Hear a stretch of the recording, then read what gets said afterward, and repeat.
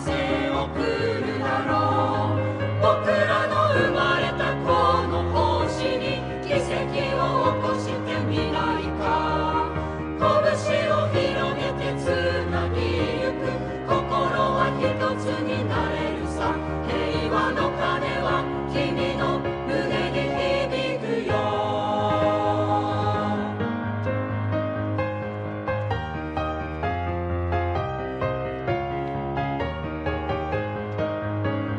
歌い踊り助け合った振り向かず笑い続けた誇る島の魂を永遠に守り抜くのさ。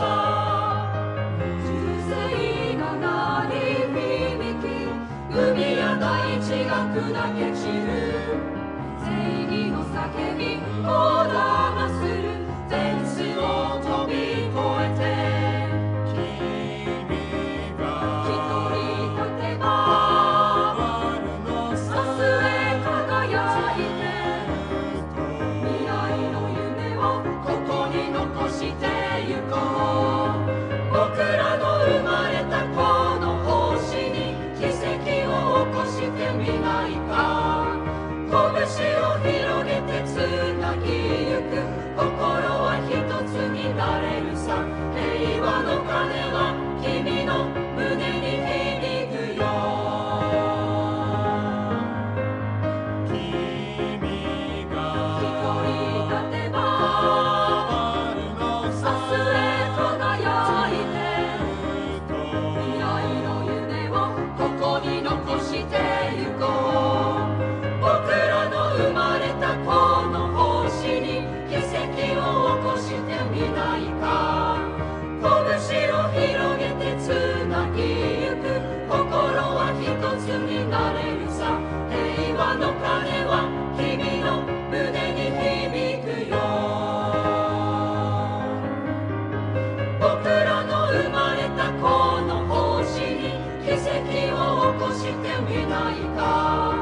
拳を広げてつなぎゆく心は一つになれるさ。平和の鐘は君の胸に響くよ。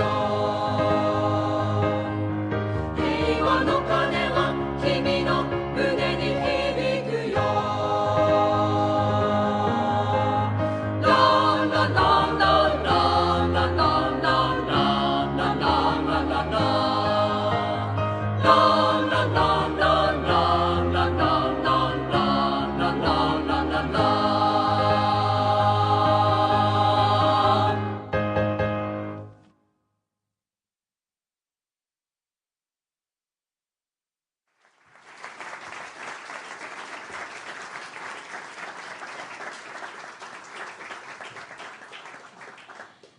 Welcome to the Nobel Peace Conference 2025, a message to humanity.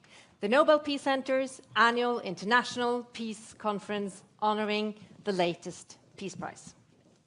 And thank you so much to Sakura Choir Norway for setting the stage for us in such a beautiful manner with the song Heiwa no Kane, or Bells for Peace, a song about a world without war.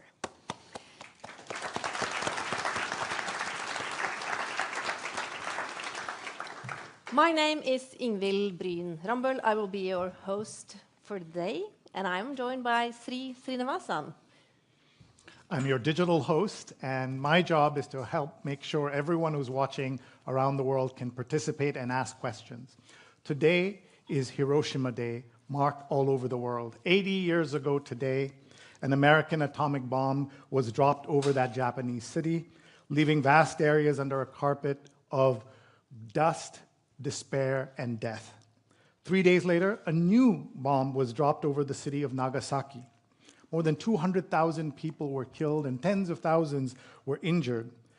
Some of those who have survived have spent their lives turning this devastating experience into activism. Last December, the Japanese Organization for Atomic Bomb Survivors, Nihon Hidankyo, were awarded the Nobel Peace Prize for its efforts to achieve a world free of nuclear weapons. And for testimonies that these weapons must never, ever be used again. Our conference today will honor the work and the legacy of the survivors, the Hibakusha, and discuss how their efforts for a nuclear-free world can be brought forward in a time with increasing international tension and great power rivalry. We're so honored to have the Assistant General Secretary of Nihon Hidankyo, Masako Wada, with us here today.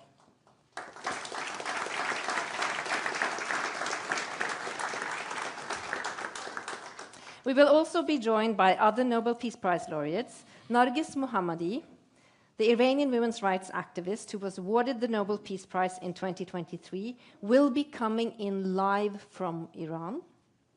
And the award-winning organizations ICANN and Center for Civil Liberties in Ukraine are here in Oslo together with us.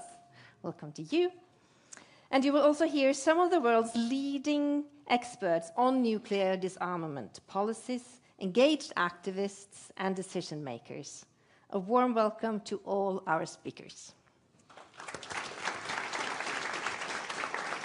Ingvild, we have this great audience here in Oslo, but with people watching around the world, and we want to make sure everyone knows to tell their friends that they can join us live on YouTube, on Facebook, on nobelpeacecenter.org, and they can watch us live or the recording afterwards. Please share your questions and comments. We'll be bringing some of them to the panelists later today.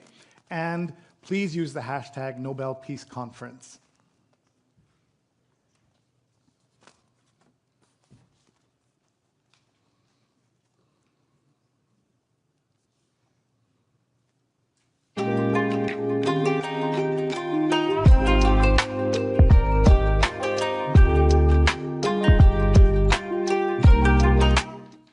Our program here today is divided into 3 sessions.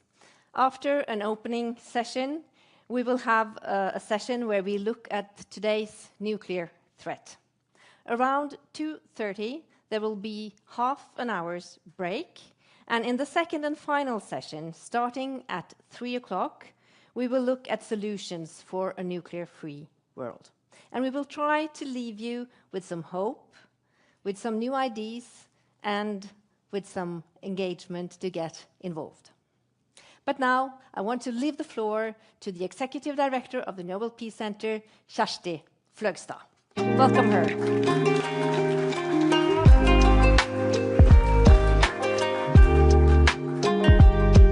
Thank you, Ingvild. Dear Excellencies, dear representatives of the Nobel Peace Prize laureates, speakers, guests here and online, and dear friends of peace, welcome to this year's Nobel Peace Conference, A Message to Humanity. Today we mark 80 years since the atomic bombing of Hiroshima, a moment that forever changed our world. And yet, nuclear threats are reappearing. Earlier this year, the doomsday clock moved even closer to midnight, now just 89 seconds away.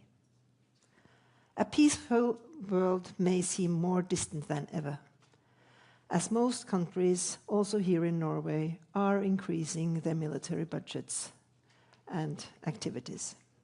However, here at the Peace Center, our mission is to ignite positive change for a more peaceful world. In dark times like this is more important than ever. And we do this through the work of the Nobel Peace Prize laureates, whose courage and commitment light the way forward.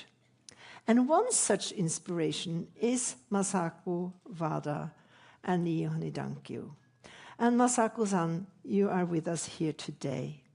She was just a baby when the bomb fell on Nagasaki in 1945. Today, she is the Assistant Secretary General of Nihon Hidankyo, the Japanese organization of atomic bomb survivors, the Hibakushas, who received the Peace Prize in 2024, in December last year. Masako-san and her fellow Hibakushas have dedicated their lives to share their stories to ensure nuclear weapons are never used again. Their voices have helped build a powerful global taboo. And if they have not lost hope, who are we to? When we asked Nihon Hidankyo in October last year, how could we support their work? They said, we are the only ones who have actually lived through this. But we are old, and soon we will be gone. Help us share our story before it's too late. We took this at heart.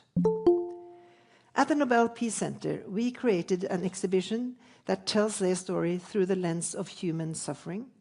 It has reached thousands, here in our museum in Oslo, but also around the world abroad on the Peace Boat. And we've developed education materials, hosted workshops, and aim to reach hundreds of thousands of students globally in the coming months. Today's conference and festival are built around Nihon Hidankyo's message. Our goal is to create a meeting point for civil society, politicians, and peace activists with focus on inspiration, hope, and solutions.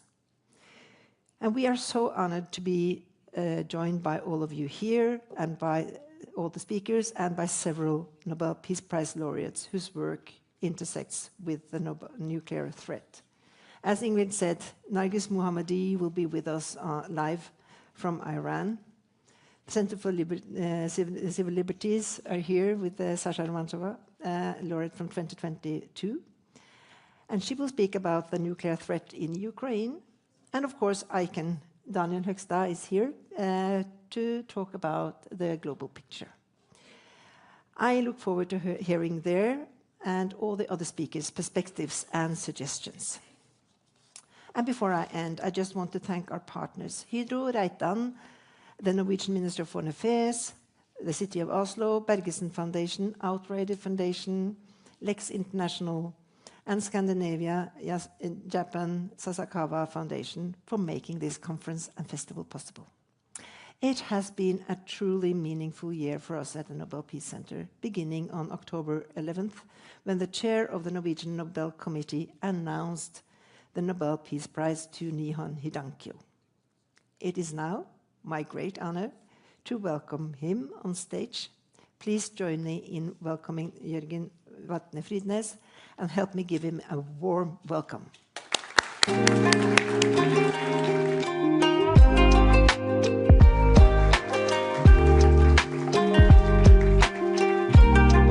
Thank you, Kjersti. Dear friends, it is a true honor to welcome you here to the Nobel Peace Center and to open this important conference on nuclear disarmament. As said, today we mark that it's 80 years since the atomic bombings of Hiroshima. In 3 days, we remember Nagasaki. We pay tribute to all those who were lost, to all the survivors, and to all those who turned pain into hope and memory into a force for peace. These two attacks did not just destroy cities. They changed the course of human history. They forced us to confront with unbearable clarity the scale of devastation that we as human beings are capable of.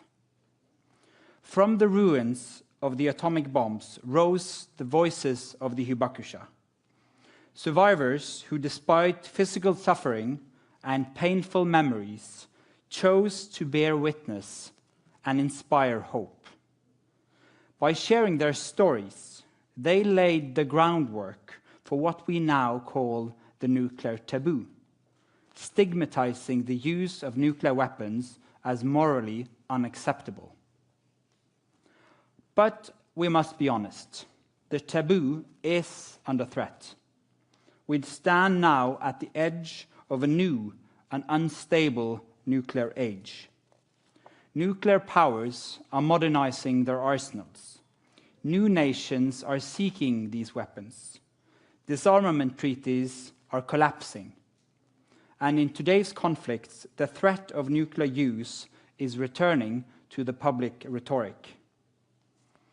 In the face of this, the task of remembrance becomes not only moral, but urgent. Last year, the Norwegian Nobel Committee awarded the Nobel Peace Prize to Nihon Hidankyo, the Confederation of Atomic Bomb Survivors in Japan. It was a tribute to their tireless efforts to ensure that this promise, this taboo, is remembered, renewed, and passed on. The prize was, however, more than just a recognition. It's also a warning and a call. A warning that the nuclear threat is not behind us. It is ahead of us. And a call to remember what too many seems to have forgotten, what nuclear weapons truly are. Just a few days ago, the Nobel Committee had the honor of visiting Hiroshima and Nagasaki. These are cities that bear witness to the unspeakable. And yet, somehow, they're also cities of life, of resilience, of resistance. We visited the museums and the memorials. We stood in streets where the ground once burned, and in places where silence speaks louder than words. But what I will never forget, are the people we met. Survivors who shared their stories with unwavering dignity. Young students who carry the testimony of earlier generations. Politicians with a purpose and an agenda of disarmament. The moment that moved me the most was when a Hibakusha, now in her 80s, looked me in the eyes and said, "I do not talk about this because I want to. I talk about it because we have to." The media and the public attention in Japan was overwhelming, almost unbelievable. Ordinary citizens, activists, academics, politicians, even the imperial family wanted to meet us to discuss nuclear disarmament and share ideas and testimonies. Dozens of journalists covered every meeting, every event. As our ambassador said, I don't think any Norwegian has been this popular in Japan since AHA breakthrough in the 1980s. Well, I laughed, as you, and I was flattered, because who wouldn't be? But he had a point, because what we witnessed was not just hospitality. It was a shared understanding among many that memory matters, that the nuclear taboo cannot survive on treaties and speeches alone. It must be kept alive by people. And that brings me to the heart of today's event, and to one of the most inspiring people I've met on my journey. One of these voices, steady, powerful, unforgettable, belongs to Masako Wada, Assistant Secretary General of Nihon Hidankyo. She's traveled the world with her message. She has spoken with leaders, students, diplomats, and citizens. And wherever she goes, she brings with her the gravity of history and the determination to ensure it is not repeated. It is an honor to welcome her here today, not only as a Hibakusha and a Nobel Peace Prize laureate, but as a living symbol of what it means to turn memory into action for peace and nuclear disarmament. Please join me in welcoming Masako Wada.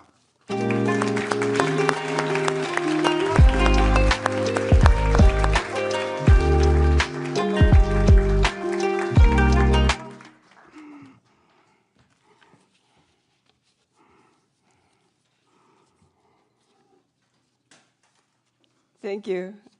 Thank you, Friedner-san. Thank you very much. So I'm so moved. I'm very grateful for this opportunity to speak as a Hibakusha of Nagasaki. I was a 1 year and 10-month-old baby when Nagasaki was devastated by the atomic bomb. My house was located 2.9 kilometers away from the blast center. Thanks to the mountains surrounding the central part of Nagasaki City, I have survived to this day. I was too young to remember that day, but my mother used to tell her story over and over again. On the mountain path, she saw a file of people escaping from fire near the blast center. They looked like a line of ants, but in fact, they were rows of burned and injured, chocolate-colored human beings. Their scantily clad bodies burnt all over, and their hair matted with blood and standing an end like horns. The empty lot next to our house became a cremation ground where dead bodies collected by garbage carts were brought in and incinerated day after day. Everyone soon became numb to the growing number of corpses and even to the stench from burning bodies. What is human dignity? Humans are not created to be treated like this. 80 years have passed since the first use of nuclear weapons by the US. The average age of the Hibakusha has reached 86. Every year, about 10,000 Hibakusha pass away. Soon there will be no A-bomb survivors. But before that, by the use of the third nuclear weapons, the world may encounter new Hibakusha, who will experience the same suffering that the Hibakusha have gone through. Their pain, suffering are deep and still continue. The death of loved ones, survivors' guilt, the scenes, sounds, and smell of that time etched in their memory. Diseases of unknown cause, economic difficulty, prejudice, and discrimination. So many dreams given up. All these difficulties forced those who were under the mushroom cloud on that day to die or to live as Hibakusha. With the adoption of the Treaty of Prohibition of Nuclear Weapons in 2017, Hibakusha were overjoyed and felt that a heavy and rusty gate, which we had been pounding for many years, began to open, and we finally saw a ray of light. However, what we actually found beyond the slightly opened gate was a huge military spending and new weapons that are being developed every day. What has the world done in the 55 years since the NPT entered into force? Non-nuclear weapons states and Hibakusha were frustrated by the nuclear weapons state neglects of their obligation to implement the NPT. the nuclear armed states and their allies should recognize the fact that due to their insincerity and arrogance, the entire human race is on the brink of nuclear war. In today's unstable world, the risk of nuclear weapons use is the highest since the end of the Cold War. In Nihon Hidankyo's founding statement, Message to the World of 1956, we declared our pledge to save humanity from the crisis through the lessons learned from our experiences, while at the same time saving ourselves. Nuclear weapons are inhuman weapons that bring indiscriminate and widespread damage to the victims from the blast, heat rays, and radiation, and from after effects that last for many years.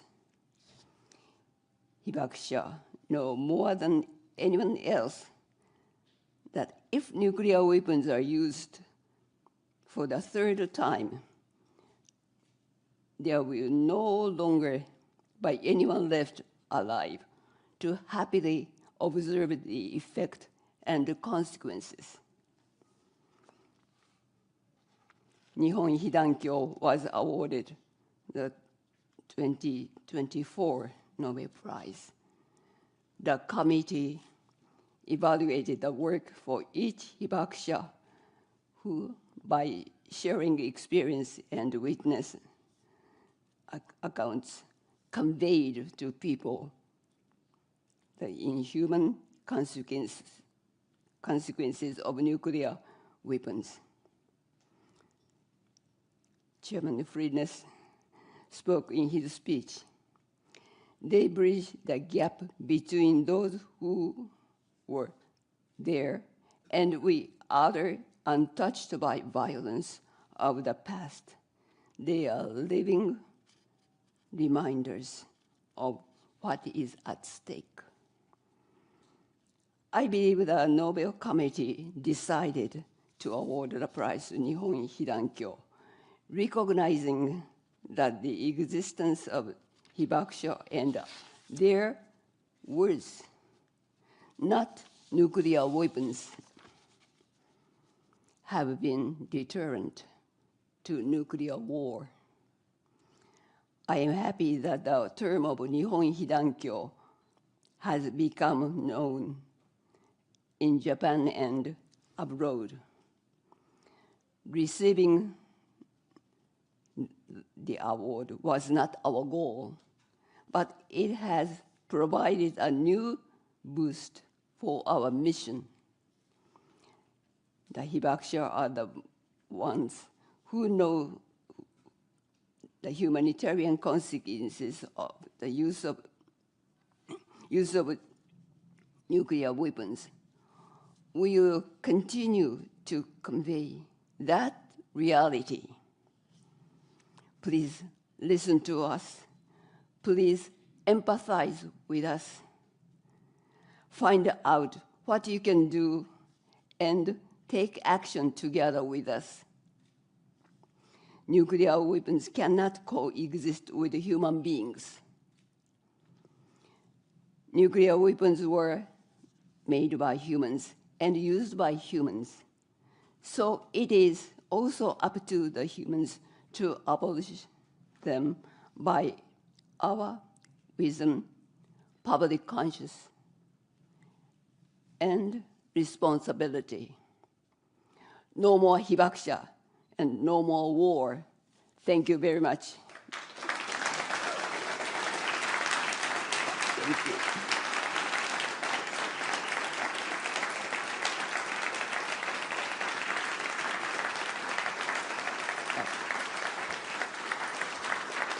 Okay.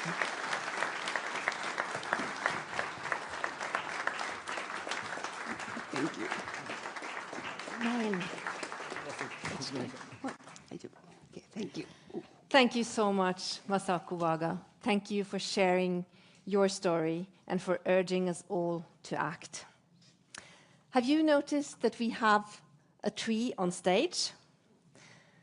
This tree is a Hibakusha, the Japanese word for a tree that survived the atomic bomb. Seeds from the trees that managed to survive have been harvested and planted and spread as symbols of peace to other countries and cities, among them to the Botanical Garden here in Oslo. And they have been very kind to lend us this tree.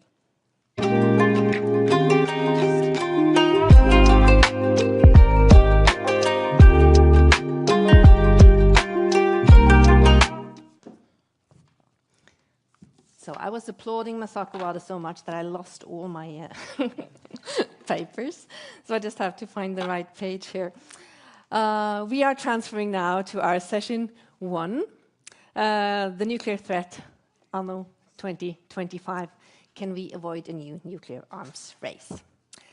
Since the Nobel Peace Prize to Nihon Hidankyo was awarded in October last year, the nuclear threat seems to have been only growing and is now looming larger than at any time since the Cold War. The conflict between the two nuclear powers, India and Pakistan, that escalated in May, the war between Israel and Iran in June, and the ongoing conflicts in Ukraine and the Middle East, combined with a more polarized rhetoric from many world leaders, all of that reminds us that the world is at a dangerous place.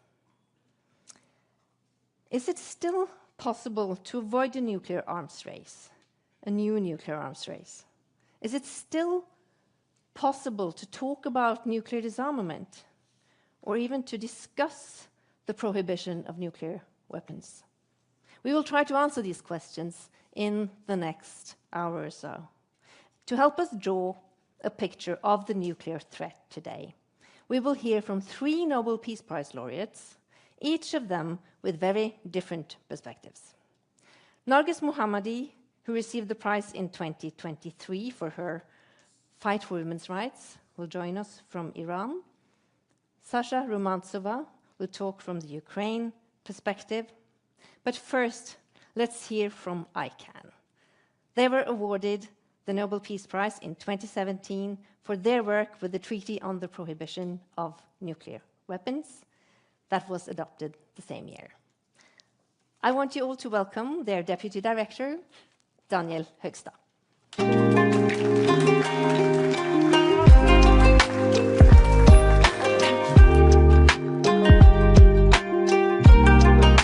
Thank you very much, Ingvild, and thank you very much to the Nobel Peace Center for hosting us and marking this extremely important anniversary at such a crucial time. And I do want to pay special tribute to Masako Wada-san. Thank you for your inspirational advocacy and your courage and your leadership. Thank you. Dear friends and colleagues, can we avoid a new nuclear arms race? Unfortunately, the evidence strongly suggests that we are already in a new nuclear arms race. In 2024, nuclear armed states spent $100 billion on their nuclear arsenals, an 11% increase from the previous year, representing $190,151 every single minute.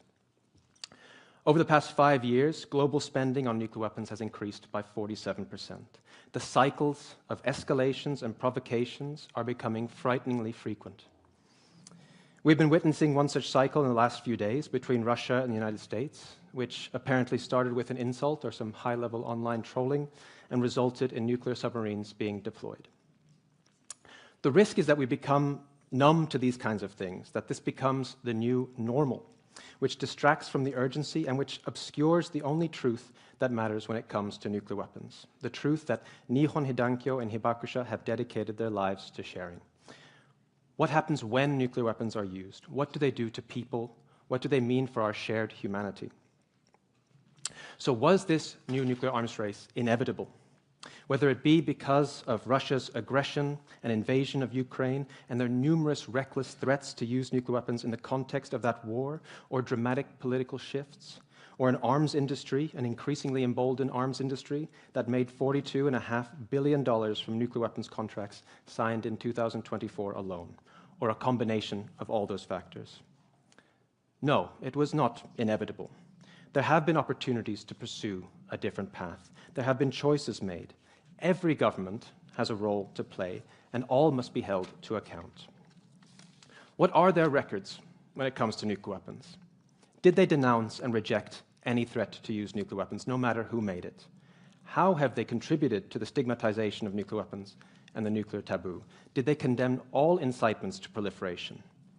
Most importantly, did they seize the opportunity to change course by supporting the historic ban on nuclear weapons? Did they show leadership and resolve to do so, even when there was pressure from peers or from nuclear armed states? Or did they shrink away from that challenge? Did they do nothing? Did they make excuses, saying that conditions are not conducive for nuclear disarmament, or that military alliance obligations do not allow it, or that Russian aggression means that nothing is possible? Did they change policies and actually embrace a role for nuclear weapons in their national security in their last few years? Some governments, and many of them are here in Europe, are actively encouraging or abetting nuclear escalation and proliferation.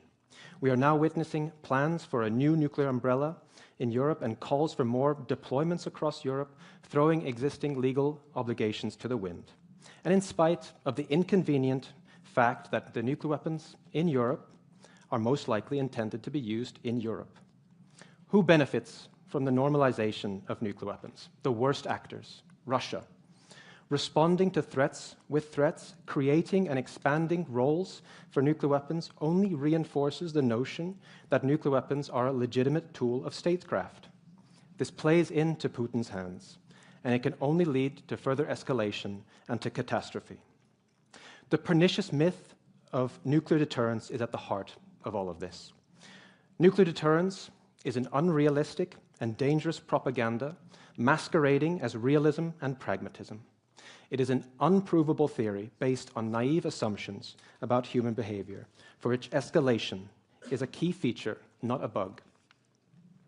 But there is an off-ramp to the nuclear arms race. It starts with dismantling the myth of nuclear deterrence and rejecting any role for nuclear weapons, and it is rooted in multilateralism and diplomacy. That is what the Treaty on the Prohibition of Nuclear Weapons is all about. This is where real leadership is being shown. The treaty has come a long way in a short time since it entered into force in 2021. It will soon achieve the official support from more than half of the world's governments. The TPNW was inspired by the message of the Hibakusha, and unlike nuclear deterrence, it is rooted in science, in the evidence of the humanitarian consequences of nuclear weapons. It is right there for any government to choose to join the right side of history. It might not be easy politically always, but it is as simple as that. Honoring the Hibakusha does not mean simply paying lip service to their suffering, like so many leaders have been content to do. It means actually hearing their message, which is very clear. Recognize the unacceptable humanitarian harm nuclear weapons cause, reject nuclear deterrence, join the TPNW, and eliminate nuclear weapons. We owe the Hibakusha a debt of gratitude, yes, but much more than that, we owe them action. Thank you very much.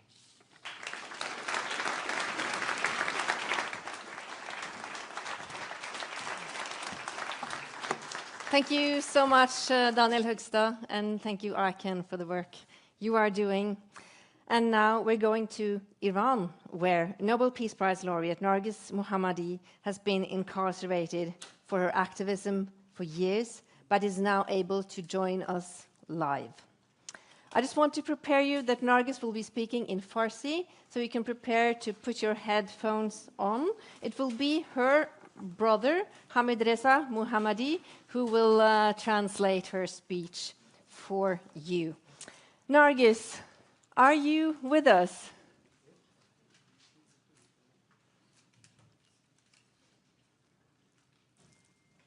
So I don't think I can see Narges, but I can still not hear her. There she is. Hello, Narges. So good to see you. How are you? Hello. It's an honor to be here with you today. I'm doing well. I'm speaking to you from Tehran, from Iran. So I truly appreciate the opportunity to be here. Thank you very much. Thank you so much for taking the risk to talk to us today.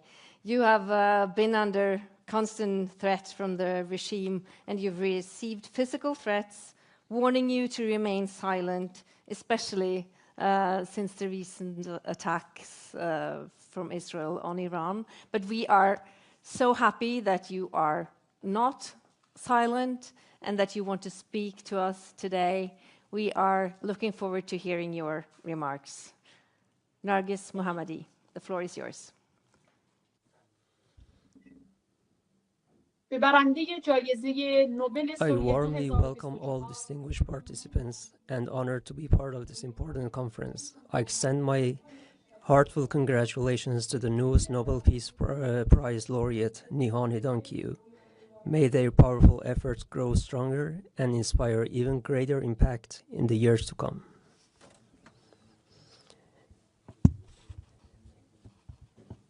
The presence of Nihon Hidankyo and myself as present Nobel Peace Prize laureates at this conference is in itself a response to one of the most urgent questions of our time: why does the world still need nuclear disarmament? Nihon Hidankyo has long stood for a world free of nuclear weapons, a commitment born from the catastrophic use of nuclear force against the people of Japan exactly 8 years ago in Hiroshima and Nagasaki. I speak to you from Iran, a country whose people have borne the heavy consequences of the ruling regime policies, including its nuclear program. These policies pursued without the consent or participation of the Iranian people have led to poverty, hardship, sanctions, international isolations, environmental devastation, and constant shadow of war. While Iran is rich in not only oil and gas, but also two vast and inexhaustible sources of clean energy, sun and wind, today we face widespread shortages of electricity and water across the country. The entire country is paralyzed for hours or even days without power or water, yet the regime processes 400 kilograms of 60% enriched uranium that it now feels compelled to hide.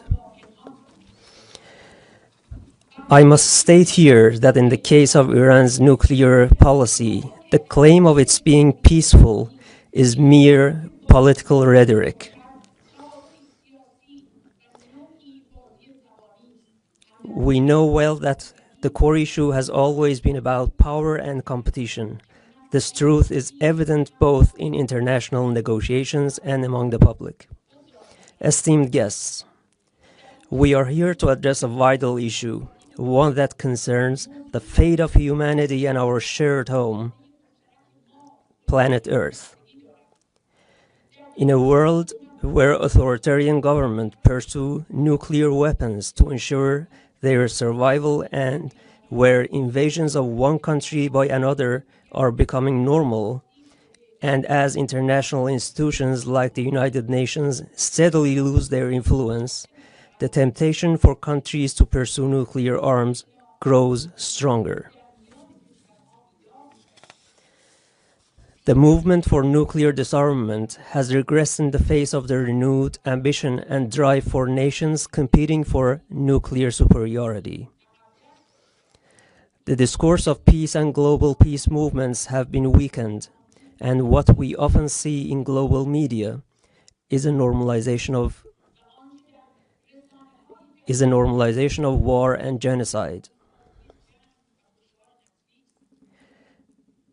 In such conditions, some believe that the level of conflict and tension has risen so sharply that perhaps even today it is already too late to prevent a nuclear arms race in the Middle East.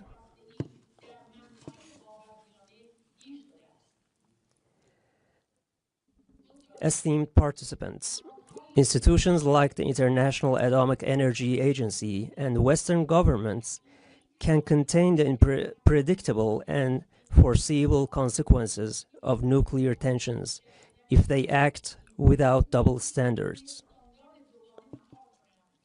But to truly solve this crisis, we need a global consensus and will to address the roots of these tensions and work to reduce them.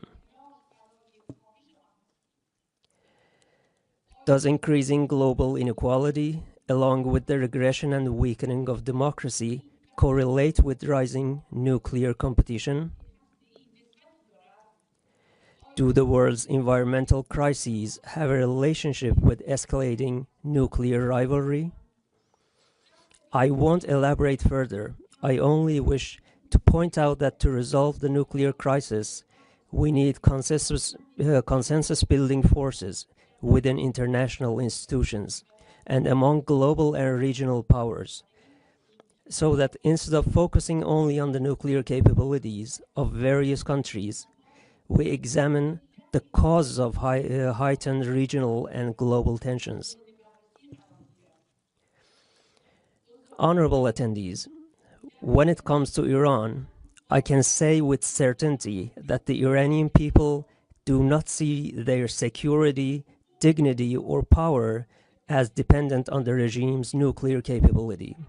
If they are given the opportunity to truly participate in determining their own destiny, they will choose democracy, freedom, equality, human rights, development, prosperity, constructive international relations, and cooperation with all the nations of the world. In recent years, you have witnessed the glorious woman, life, freedom movement in Iran.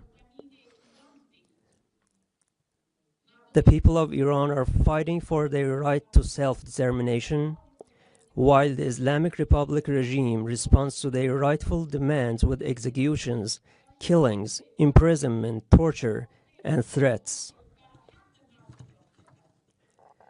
These days, people inside Iran are raising their voices in protests. In response to the regime's slogan, "Nuclear energy is our absolute right," they say, bread, water, electricity, job, education, freedom, peace, life, and human dignity are our absolute rights. The transition from a religious authoritarian system to democracy and achieving freedom and equality through the guarantee of human rights, the empowerment of the people and civil society, and the reliance on the agency of the people themselves is the fundamental solution to Iran's current crisis, including nuclear crisis. I will continue to struggle alongside the Iranian people for a democratic, peaceful transition to an end to the religious tyranny regime. We are calling for a free and transparent referendum under the supervision of the United Nations and international bodies to allow the Iranian people to reclaim their national sovereignty.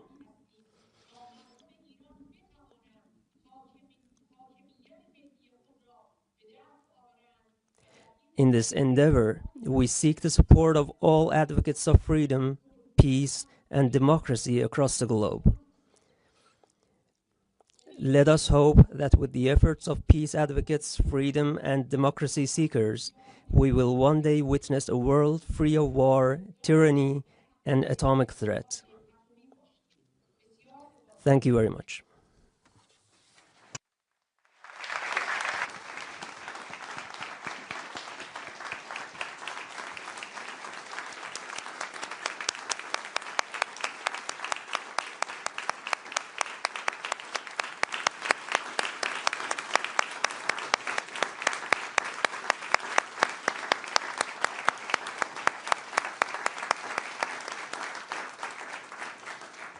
Merci, Nargis Mohammadi. Thank you so much for joining us. I hope you could feel the warmth of the audience here in Oslo.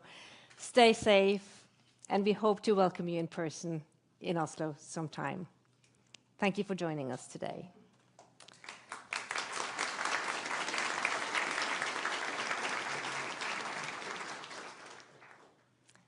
From Iran to Ukraine, a country more and more marked by war, 3.5 years after the full-scale Russian invasion. Where the Nobel Peace Prize awarded organization Center for Civil Liberties are working tirelessly to document war crimes and prepare the country for a time after war. Please welcome the Executive Director of Center for Civil Liberties, Sasha Romantsova.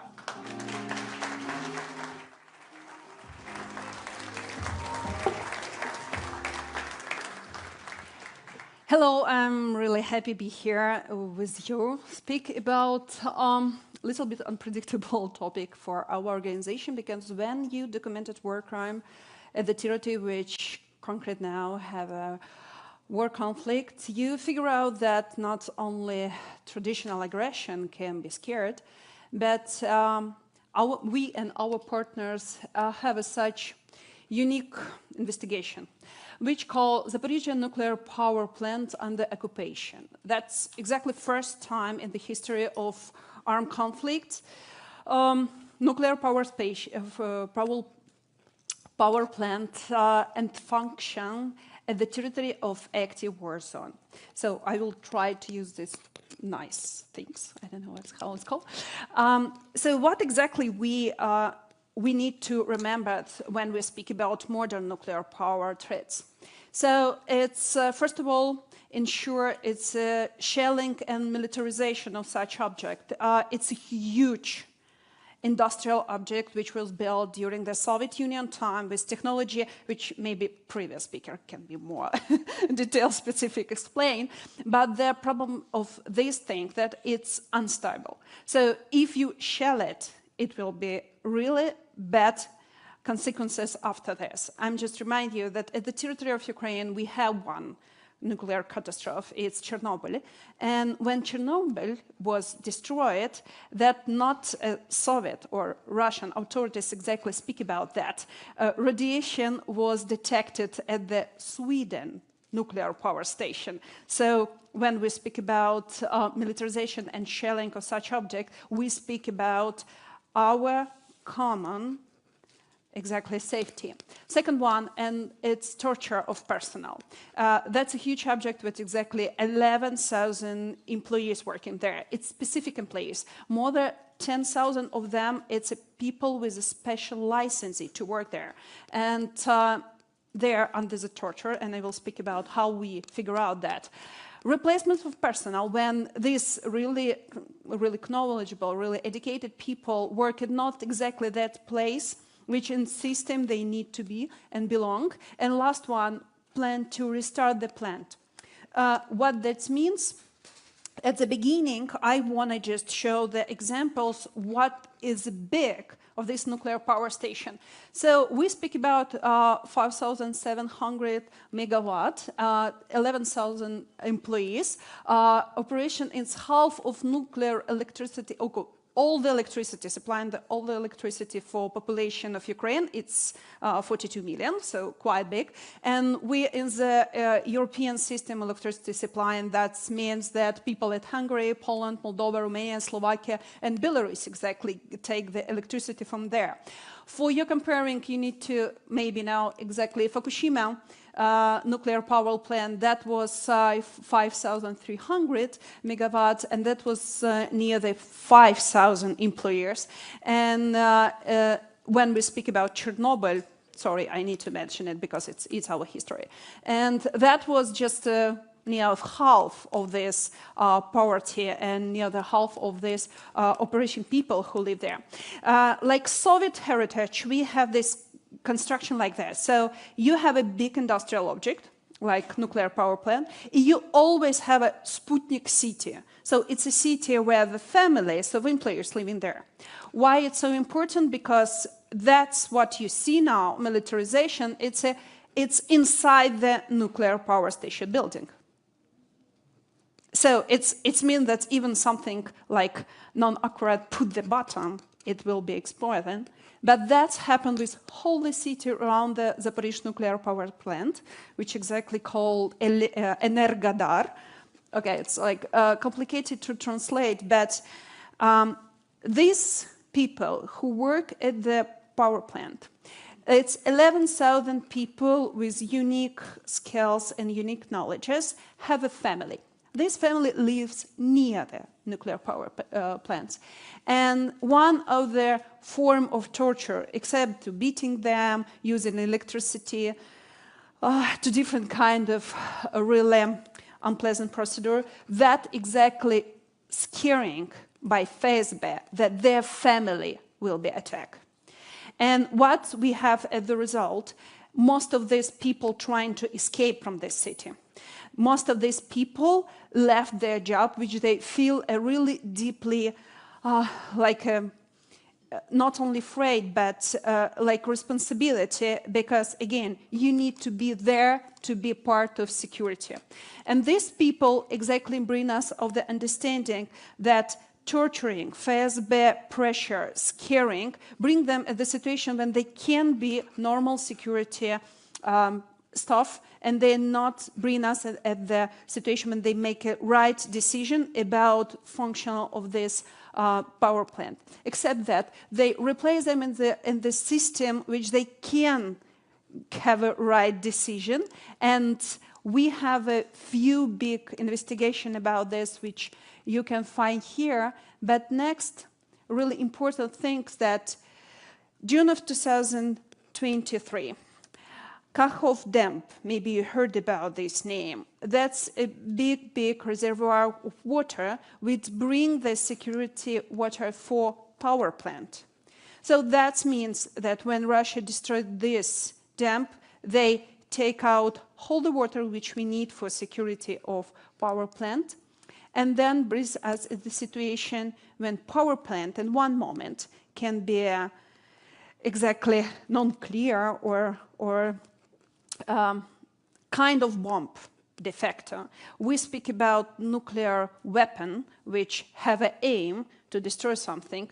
Nuclear power plants have an aim just to supply the electricity, but it can happen that this start to be a bomb. That's why we support a lot of different initiatives which trying to speak by common people voice, and how exactly our Nobel laureates remind us that opportunity to stop this movement to secure such power plant, it's not even at the politician level. It's a politician, absolutely common people. And one of them, a journalist from Japan named Daisaki Yoshimura. He is created the Kamishiba paper theater, traditional paper theater, which give the story about girl. The clouds, they won't disappear by Kia, that's name of this theater. He just speak with the people, with foreigners who come to the world exhibition in Japan. He come appeal to us, and exactly about more than 111 different countries, just spread this understanding. Nuclear security, it's not a question of politician.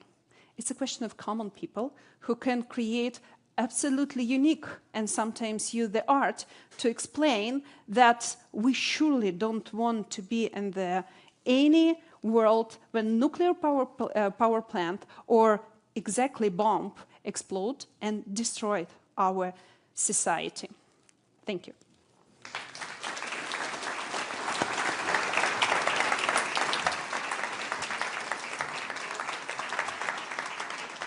Thank you very much, Sasha Romatsova.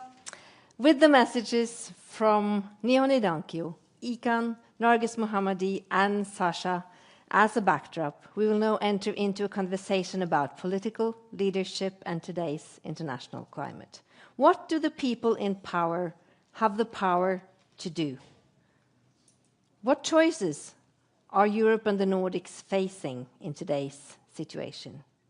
To reflect on these questions, we have invited Stefan Löfven, the former Prime Minister of Sweden and Chair of the Board of SIPRI, the Stockholm Peace Research Institute, and Eivind Vad Petersson, State Secretary for Minister of Foreign Affairs, Norway. To lead the conversation, we have Arnaud Siad. He is the host and producer of Prio's Peace in a Pod. Give them all a warm welcome.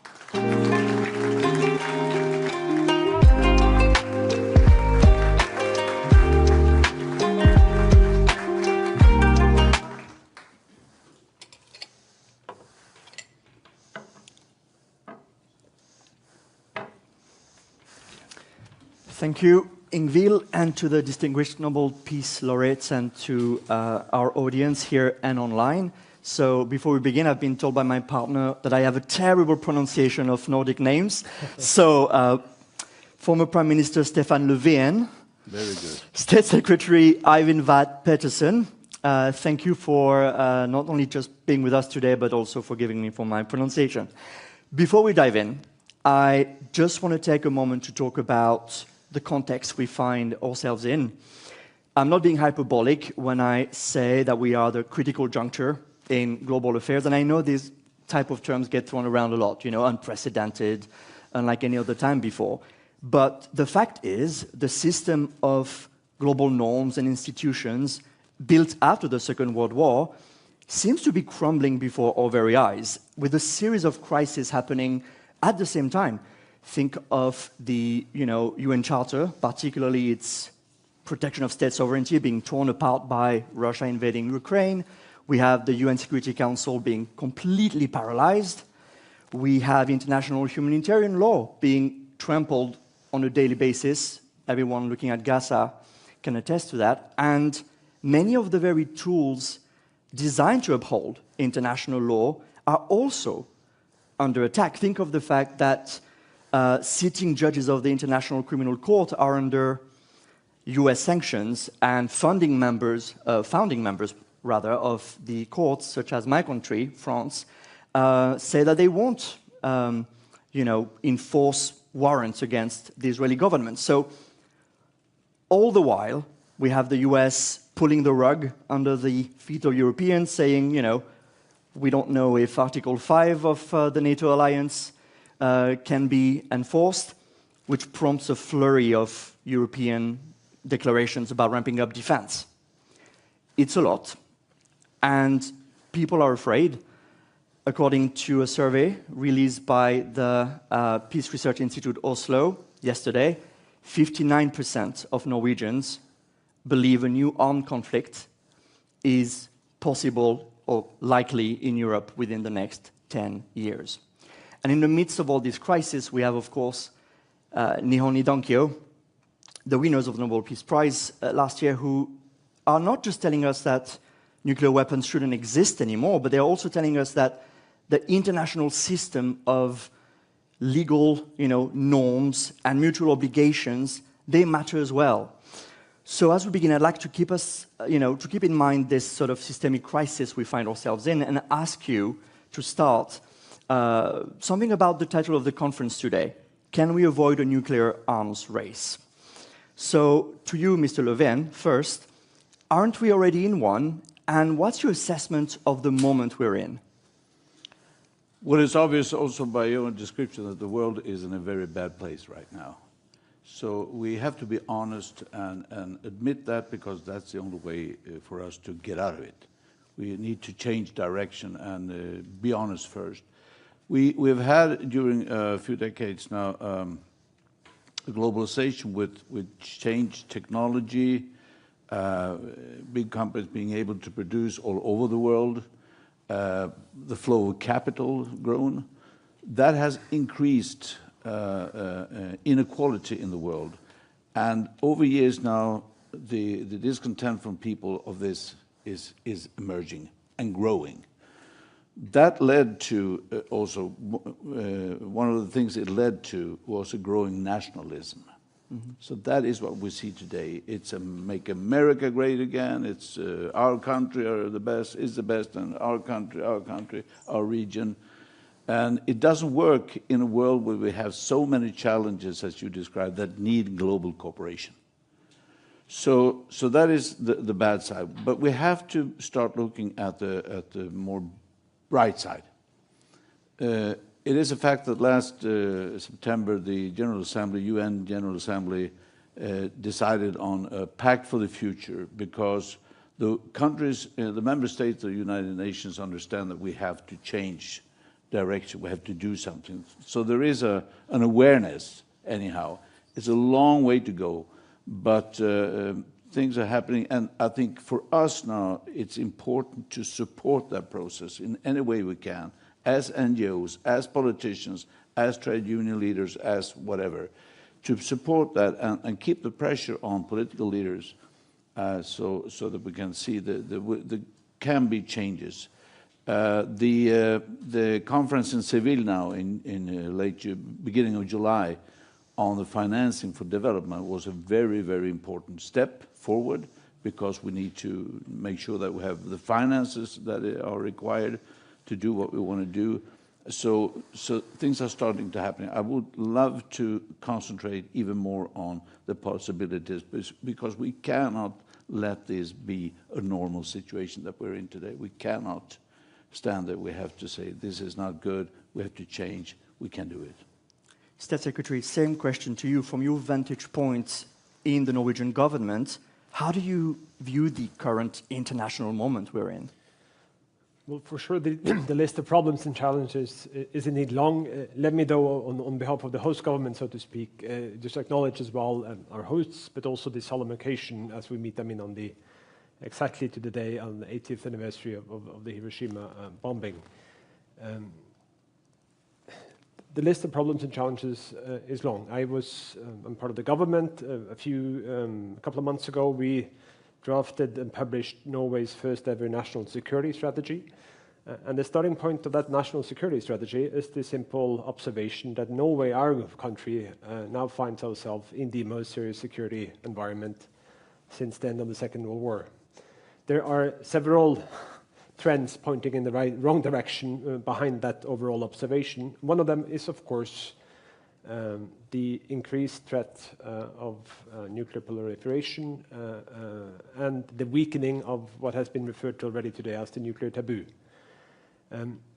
Still, while the list of problems is long, we must not lose hope. There's still possible to change the trend we're on, and without being over-optimistic, there are some promising signs among what is admittedly overall a dark picture. While the whole architecture, the web of agreements, conventions that we have built to sort of cement this nuclear taboo, that is indeed now under serious threat. Countries are undermining, they are withdrawing these agreements. But there are just one small possible positive example. What has happened now from the declared nuclear weapon states when it comes to the use of artificial intelligence and nuclear weapons. Everyone can foresee this. It's rather dark science fiction when you take artificial intelligence and mix it with nuclear weapons. There's now clear commitment from all the declared nuclear weapon states that artificial intelligence should be kept away from the nuclear arsenals. That's a step in the right direction. And the clock is now also ticking on the New START agreement. And luckily, we've seen some promising signs lately coming from President Trump that the US is open to talks with Russia and with China in terms of settling on a new arms control agreement. We have to work and support those possible trends, while, again, admittedly, the list of problems and challenges is long. Okay, I hear hints of optimism in both of your answers. The reality, of course, is that in March, European leaders agreed to a massive increase to defense spending, a 800 billion euros plan. And at the end of June, at The Hague, NATO allies agreed to increase their defense spending to 5% of GDP. So put simply, we are really witnessing a massive increase, not just in defense talk, but action here in Europe. So, Mr. Löfven, do you believe this will significantly alter the defense landscape here at home? Is it a game changer? Depending on if we are able to look at things in different time zones, time frames, the defense of Ukraine is crucial to Europe. And the saying that peace is not only the absence of war, peace is more. So we cannot let Russia win this war. Therefore, right here and now, we need to do what we do to make sure that we can defend Ukraine and also ourselves. But in the longer run, we have to understand that a constant increase of military capacity is not the sustainable solution if you want peace. It is not. So right now, while we have this with Russia, we also have to start thinking, okay, what's next? When this war is over, how will the new world order look like? What is it?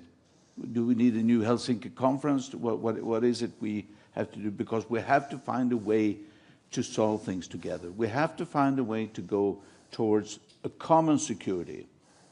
This nuclear threat, this mutually assured destruction, MAD, mad. This is mad. To believe that you are secure just because I can destroy you and you can destroy me and we can destroy you, and we call that security. Crazy. You know, madam. Let's change that to mutually assured survival. So if we can start a dialogue between countries, between regions, that the best long-term sustainable security we can provide for people is when we have in dialogue and cooperation with other countries. Because when my neighbor feels safer, I am safer. If my neighbor feels unsafe, I am unsafe. So here and now we need to make sure Russia doesn't win the war, but we have to start discussing, planning for what comes after a new world order. Stabilize United Nations, make it function better, but yeah. Well, it seems that the new world order, at least seen from Europe's vantage point, is a consecration a little bit of what French President Emmanuel Macron has been advocating for many years, which is the concept of strategic autonomy. And he's been championing this even before he famously called NATO brain dead in 2019. And there's been even talks in recent months of potentially looking at a French nuclear umbrella in Europe among some circles. So, State Secretary, to you, is there consensus in Europe today around this concept of strategic autonomy? In other words, can Europe do without its US ally? I would say there's certainly no consensus on the precise definition of what strategic autonomy should be. Thereby, it's troubling to also say that there's a necessary consensus on this concept. However, there's a clear acknowledgement across European capitals and governments that Europe needs to step up and take more responsibility for our own security. That was made evident, of course, with the NATO summit earlier this summer. My government, Norway, we pose no threat to anyone. NATO does not pose any threat to anyone, but we will defend ourselves. NATO is a defensive alliance. And it's the clear realization that Europe needs to do more. This has less to do with the current US president than many think. This has been the message on repeat coming from across the Atlantic now for decades. It's a realization of the times we find ourselves in. Russia is our neighbor too, and it's still conducting a brutal war of aggression against another neighboring country that has consequences for our own security, and we need to step up and do more. Still, I think I would take issue somewhat with part of your introduction when it comes to the status of Article 5. Yes, there's been a turbulent few months with the new US administration, but I remain confident in the US's commitment to Article 5. Many things have happened, but there's actually no reason in their actual statements, neither in their actions, even more important, to draw that conclusion. NATO remains a strong alliance. Also now, this, we believe, is a very positive thing for Norwegian security, is that our Swedish neighbors and friends are now also allies together with Finland. That increases stability in our part of the world, and it's a good thing for NATO as well. Right. And okay, this is for the sort of military landscape in Europe at the moment. But to the initial question of how do we get to that point where we sort of disarm, I think actions matter. And if you look at what's going on around the world, especially in the last few months, with some sort of pretty unsettling nuclear chest puffing left and right, I think the question becomes, how do we make that happen in practice? I mean, think of Iran, and I'm so glad we had Narges Mohammadi with us today. We've had Iran enriching uranium, saying it's for peaceful purposes. As Narges said, It's, of course, about power and competition. And we saw Israel launching an attack on Iran last June, which led to 12 days of war and the US bombing 3 nuclear sites. So, Mr. Löfven, to you first. The US and Israeli strikes may have set back, Iran's nuclear program to some degree. We don't know by how much. Do you think this type of action may simply just provoke countries like Iran to just dash for the bomb? Could. I mean, again, here we see we have the capacity to solve this very complex situation. We did that with the JCPOA. So there was an agreement in place, but unfortunately, the U.S. withdrew, and Trump, of course, withdrew. So we see that there is a possibility, and I do hope now that the contacts between Germany, France, and others with Iran can lead to a similar process, so that they, according to NPT, that they can have a peaceful nuclear energy, but not for weapons. So we can do it. I just forgot to say something when I said that we need to do what we do now to resist Russia. That does not include increase of nuclear weapons. It does not. We have to find a way to decrease number and get rid of them eventually. So although we are increasing our military capacity, I don't want to see an increase of nuclear weapons. On the contrary. How do we get to a consensus around that issue? I mean, Nargis Mohammadi was mentioning the double standards sometimes, especially in the West, on these issues. For example, if we think, obviously the prospect of a nuclear-armed Iran is frightening enough, but a lot of countries in the global South are pointing out to the fact that while Iran will be subjected to a series of, checks by the IAEA, the International Atomic Energy Agency, countries like Israel, who are widely believed to have a nuclear bomb, are, as far as I'm aware, not publicly really told to, roll it back. And to note, Israel is not a party to the Non-Proliferation Treaty alongside India, Pakistan, and North Korea. So perhaps to you, State Secretary, some critics in the global South are pointing out to the double standard. Do you agree with that sentiment? And is this something that damages the West's standards on this issue? Well, for sure, I acknowledge that sentiment, and to a certain extent, it's also understandable.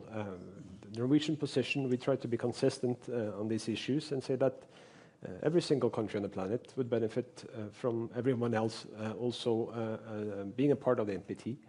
The Non-Proliferation Treaty, it has its challenges, but broadly speaking, it has actually been fairly successful over the past half century. Bearing in mind that there have been scenarios of nuclear-armed countries being a much larger group than what we do in fact have.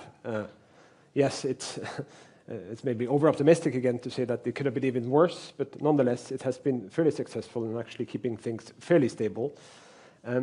History does not repeat itself, but it rhymes sometimes. We have to keep in mind as well that the number of nuclear warheads on this planet were much, much larger back in the 1970s. That was during the Cold War. Still, and there was most certainly an arms race going on, a nuclear arms race even, still the Soviet Union and the United States back then found a way to enter on a path of diplomacy, of negotiations, a series of agreements that managed to reduce the nuclear stockpiles. It has happened before, it can happen again. There's some promising signs now with the New START, but I acknowledge again that part of the picture now is that then we had two major superpowers. Now China is, of course, on the stage as well, massively increasing their nuclear stockpiles, and having possible negotiations among three parties is tremendously more complicated than just with two. Nonetheless, apparently the political will is there, and that would be the benefit for everyone if we're to make progress in that regard. I believe we are running out of time. We had a shorter session. Yeah. Prime Minister Löfven, former Prime Minister Mr. Löfven, and State Secretary, thank you both. I'd like to invite now Sri Srinivasan, who will be handling questions from the audience here and online. Sri, the floor is yours. Thank you very much. Wonderful session. Please give them a hand. We have thousands of people watching from around the world, including in Iran and other places, and we have many questions coming in. So just one question to each of our speakers. Mr. Former Prime Minister, we have multiple questions about the United Nations from Richard Jordan, from Aminu Razak, asking what is the role for the United Nations? If you can give us some concrete ideas that we can use to look forward. I think it basically is the same as when it was founded, but it can't work the way it did when it was founded. But to keep the dialogue between nations, to make sure that we have a forum where we can meet and discuss and find solutions and avoid wars, of course. That is the basic. But the United Nations need to, and that's the member states' responsibility. We have to acknowledge and remind ourselves, it's not UN, the scrape in New York, it's the member states who decides if this organization will work well or not. But I'm convinced that we need United Nations, and as I said, with the review and the Pact for the Future, we have a chance for a new start. But we have to be there as the people, to be there and support that and put the pressure on leaders, say, hey, what are you delivering? We took a decision in the General Assembly, what are you delivering? On a scale of 1 to 10, how optimistic are you? 7. That's pretty good, right? 7, I think we'll take that. Mr. Peterson, a question for you. Do you believe nuclear weapons create more security or more threats? And what do you think about the message from the survivors talking about the effects of the nuclear weapons? A nuclear war can never be won and must therefore never be fought. I mean, it's luckily a statement that also all the permanent 5 members of the UN Security Council have subscribed to. It's true, and it's an important fact. It's also an unfortunate reality that nuclear weapons technology, they exist in the world and it cannot be de-invented, but there's still very many things we can do in terms of reducing the stockpiles, rebuilding and further expanding the taboo. And that we must continue to do that because, I mean, it's an interesting coincidence that the acronym MAD also has a certain political meaning as well. Yes, and we were saying we don't want destruction, we want survival, right, as a thing. Mr. Peterson, how did you react to the news about the United States saying they're going to have a nuclear reactor on the moon? I had to double check.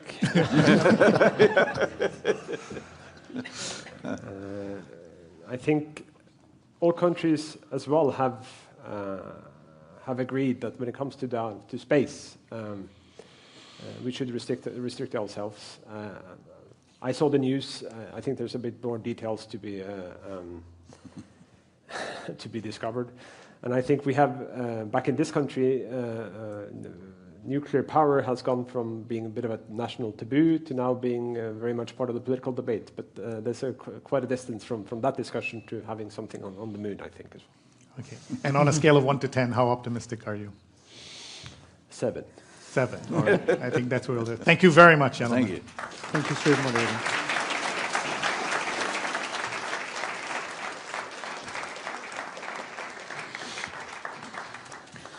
Thank you so much to Stefan Löfven, Erling Wad Pedersen, and Arnaud Siad. So we're now heading for the break. We'll have a 30 minutes break. So that's for the people here in Oslo. Everyone else who's watching online, please stay tuned. We're going to go outside into the festival, and you're going to meet some of the folks who are putting together a fabulous program there. And in addition to that, we'll have some films from Japan. And we're going to start by showing you a film from the Peace Boat, which is traveling around the world with a message of peace that we all need to hear. Thank you. And here from the main stage, we will be back at 3 o'clock. See you then.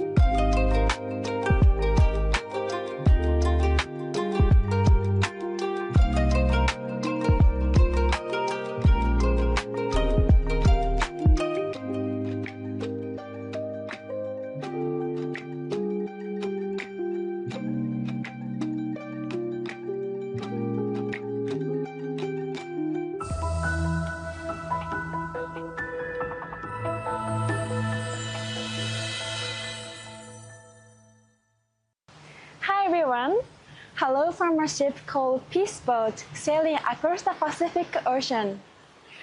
Peace Boat is a Japan-based international NGO working for a more peaceful world by organizing global voyages for people who want to learn about issues related to war, peace, and social inequality. And one thing special about this voyage is, let's go. One thing special about this voyage is that we set sail from Yokohama, Japan, on the 23rd of April with an outreach version of the Nobel Peace Center about Nihon Hidankyo here on this ship.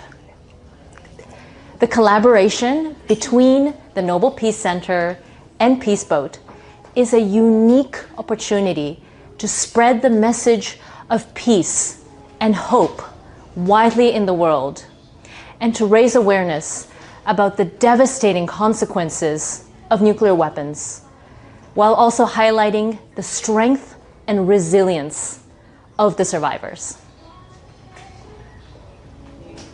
And several of the survivors, including Ms. Fukushima Tomiko, participating in this voyage.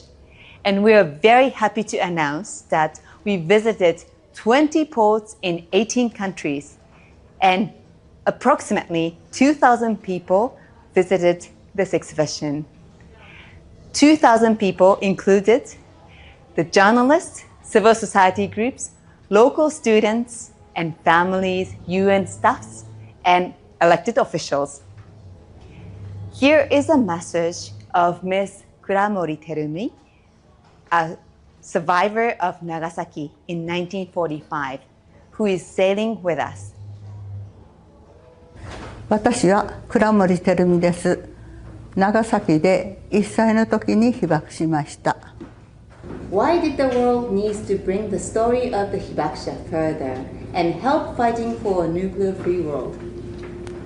被爆者は年々少なくなっていますので、世界中の人たちに核兵器の非人道性や平和の大切さを伝えて、それを継承してもらいたいと思っています。そのために残された時間の中で力を振り絞って伝え続けていきたいと思います。世界では今なお戦争が続いていますし、核兵器の使用まで示唆され恐ろしい事態になっています。一度戦争が始まったら終わらせることは困難です。そしてその中で核兵器が使用されれば世界中が熱戦、爆風、そして放射能の影響に苦しむことになります。核兵器をなくすか、私たち人間の生活を失うか、そんなリスクなのです。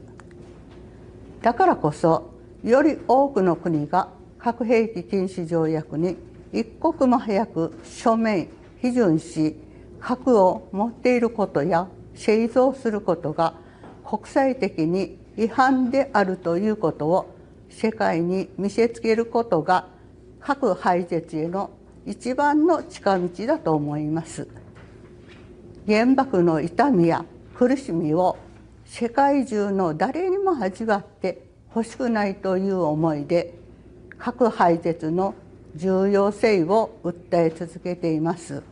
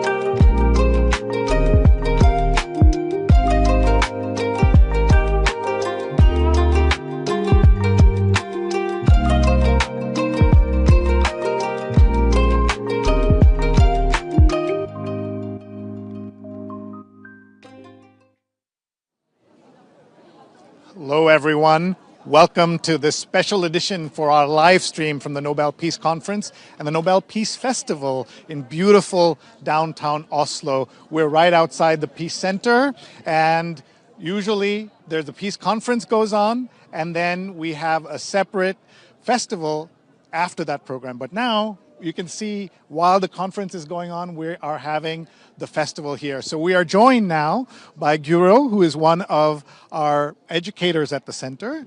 Tell us what's happening. So today we are celebrating the Hiroshima Day, obviously. So we are hosting this festival outside of the Nobel Peace Center. And we have a variety of different activities that you can do. So over here, for example, we are folding paper cranes. And the origami paper crane is the symbol of Nihon Hidankyo, our laureate. So all day today there has been tons of people sitting here folding, and I think actually we have a possibility of reaching 1,000 paper cranes, which is the magical number, of course. I can show you this. Okay. This is a miniature Zenbatsuru. It's a collection of 1,000 paper cranes. Well, each one is very small. Yeah, so you can see it. It's quite impressive to be able to fold this. So according to Japanese legend, the one who folds 1,000 paper cranes will get a wish granted. So I think if we all make an effort here today, then we can fold 1,000 paper cranes and wish for a nuclear-free world, of course. Wonderful. And so you, of course, have regular people from Oslo, but also tourists here. A variety of people, children. So much energy. Yeah, so much energy. And we are very lucky to have Japanese volunteers helping us because I know how to fold a paper crane, but I don't know how to do it as well as these amazing volunteers, as we can see here. Thank you very much. Yeah. Let's talk a little bit about the calligraphy also. Yeah. So here we are very lucky to also have some Japanese volunteers to help us make calligraphy. And we have one boy here who has made some calligraphy. Do you want to tell us what you have written? It's peace. It's peace. That's perfect. So there has been a lot of people here today as well learning this art, this Japanese art. So yeah, really, really nice. There's also a game here. Yeah. So it's actually over here. So this is a game. Maybe Hella? Peace laureates. Yes, yeah. Can you just tell us what's happening here? So I see on the ground Willy Brandt, 1971, Kofi Annan, 2001, Mother Teresa, 1979. So these are all Nobel Peace laureates. So tell us what the game is. Well, the game is actually that we put 5 cards on the ground and we show them the dates they win the prize. And you get they compete against each other, getting 4 cards each without seeing the year they won it, and then they're supposed to place it where they believe it belongs in the timeline. And the one who kind of gets the most right, they will win a prize, their own Peace Prize medal. So let's take a look here. So, for example, this is Nargis Mohammadi, and we have to guess, did she win before Kofi Annan, after Kofi Annan, or after Malala, who was 2014. So I know she won last year, so I would put it here before Nihon Hidankyo. Yeah. Is that correct? How'd I do? Okay, so let's take a look. Yes, there you go, 2023. So and now she's supposed to put down Dmitry Murato. Yes.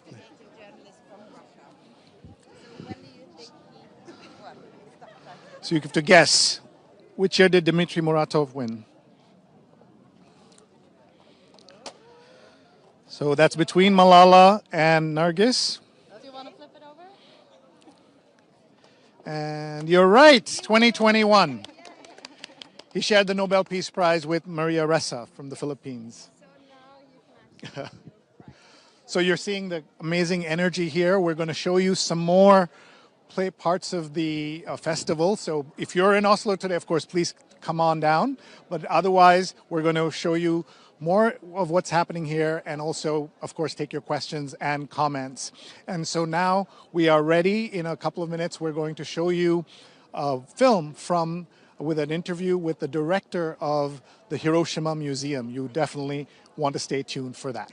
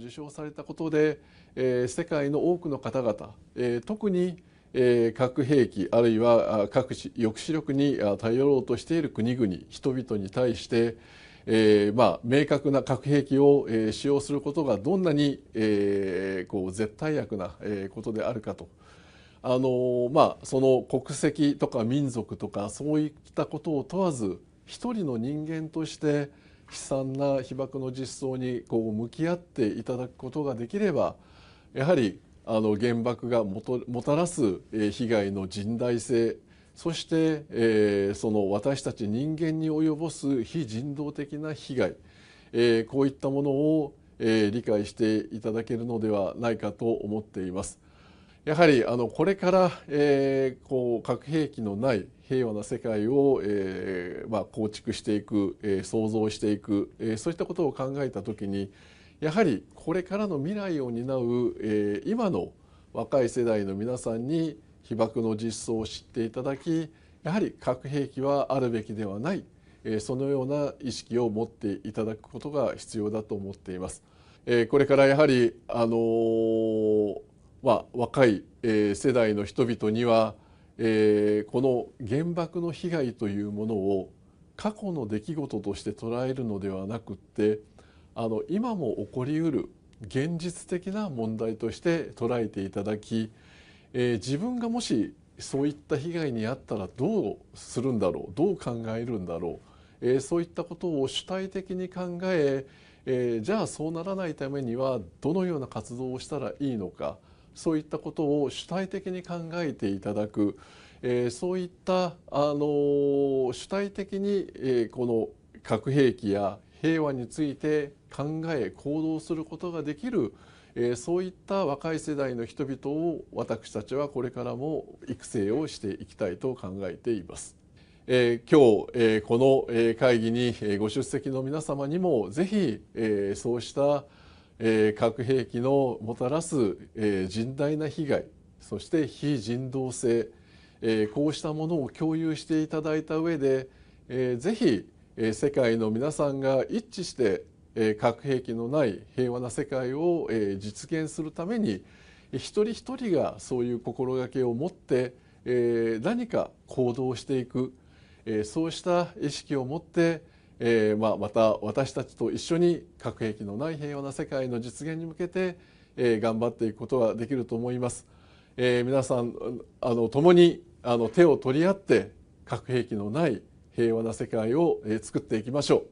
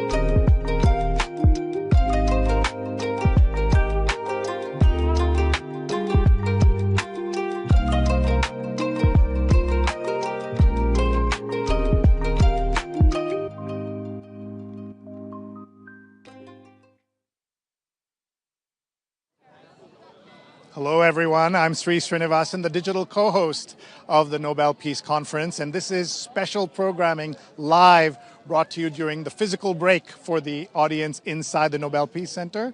And I wanted to start by just showing you, this is not the real Nobel Peace Prize medal, but you can see this is Alfred Nobel, and on the back you have this beautiful, beautiful coin. And I won this as for answering one of the activations earlier, a question on that. So that's one of the prizes you can get. And this is just one of the many things you can buy at the gift shop in the Nobel Peace Center. So we hope you'll come. You can see it's a beautiful day with just wonderful activations all around. The festival usually starts after the Peace Conference, but we are now starting much earlier this year, so they're happening at the same time. I want to tell you about one of these activations. It's called A Message to Humanity. So tell us what we're seeing, please. Oh, so this is the stand called Adopt a Memory, where we invite people in Oslo to adopt a memory. So they can either bring a t-shirt or anything to silk press a memory of one of 4 Hibakushas who we've gotten the permission to share their testimonies. So what we got here is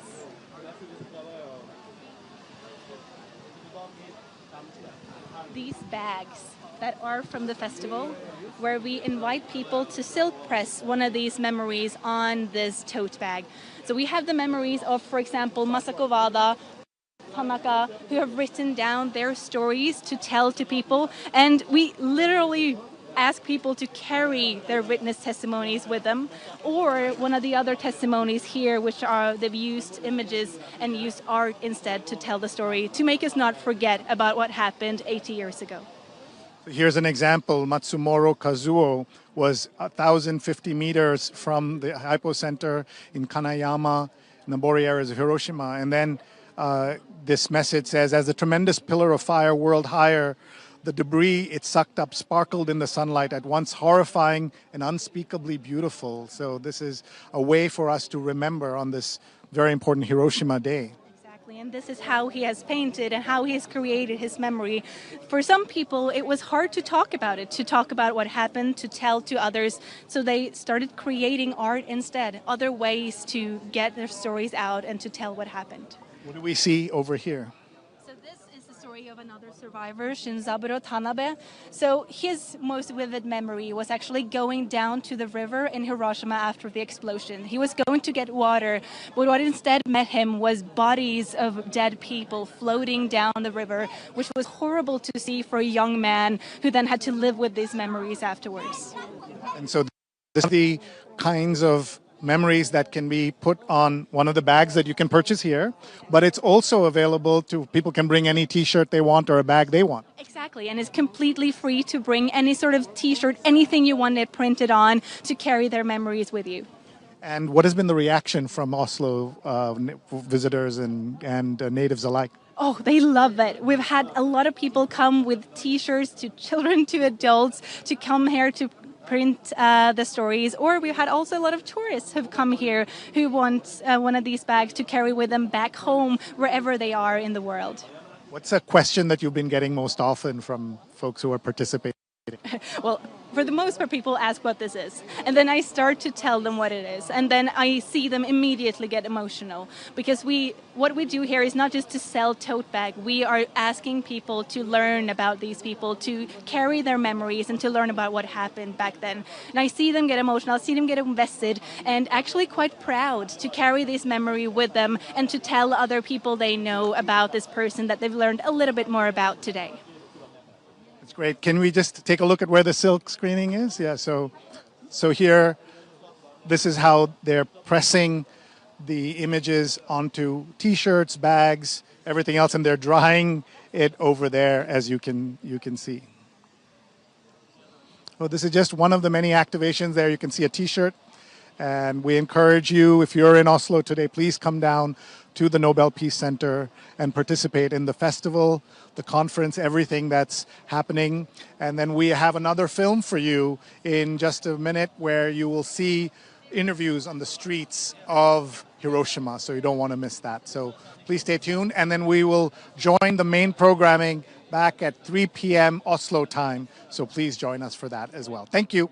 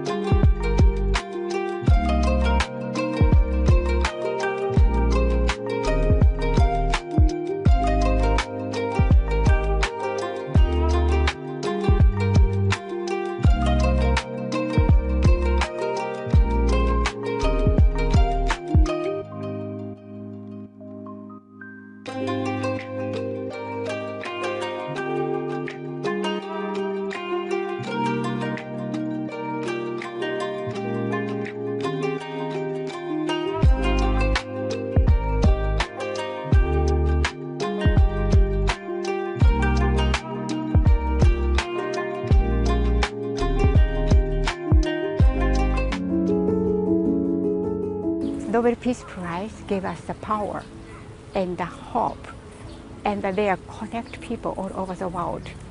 Nobel Peace Prize is power because the circumstances totally changed before or after. Everyone understanding why the Hibakusha continue to do action for the nuclear-free world.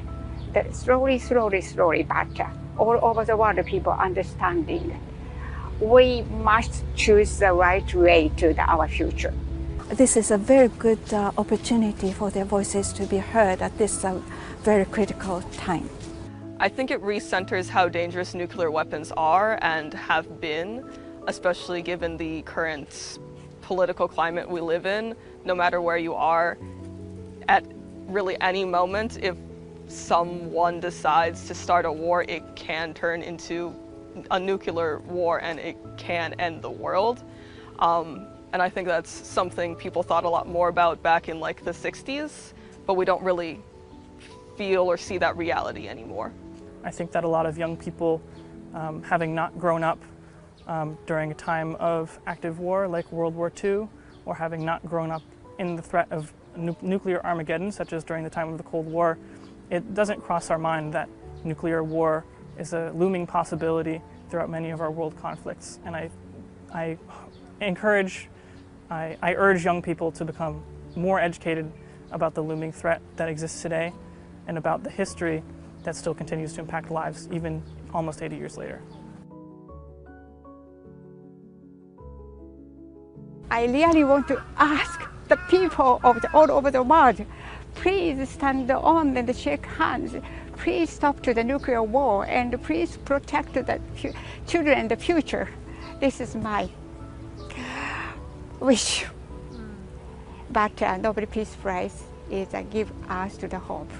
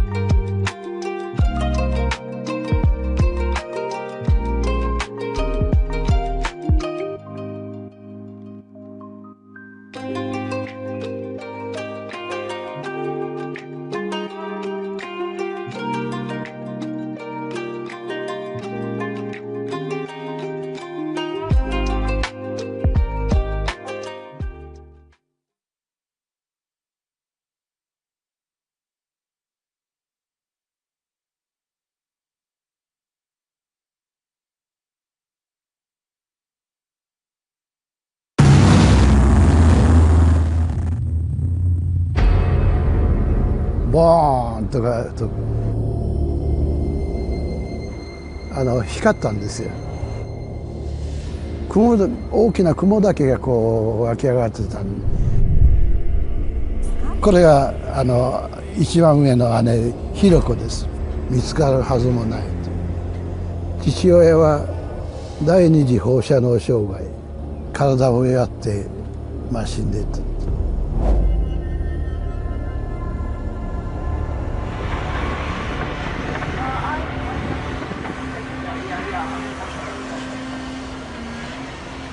広島市で爆心地からですね、半径 2km ぐらいのところがもう全壊全焼で、もうほとんどが火に焼かれて壊れていったというふうに言われています。All plant life completely disappeared from the surface.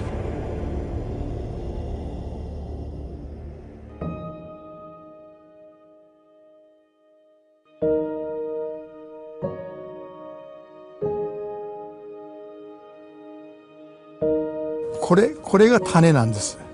この黒いですね。というその希望をその樹木植物からもらったと言われておりますですね。株だけが残りまして、で株からこう2本出ておりますけど、新しく芽が出て原爆によって向こう側に傾いているという、象徴的な木なんですね。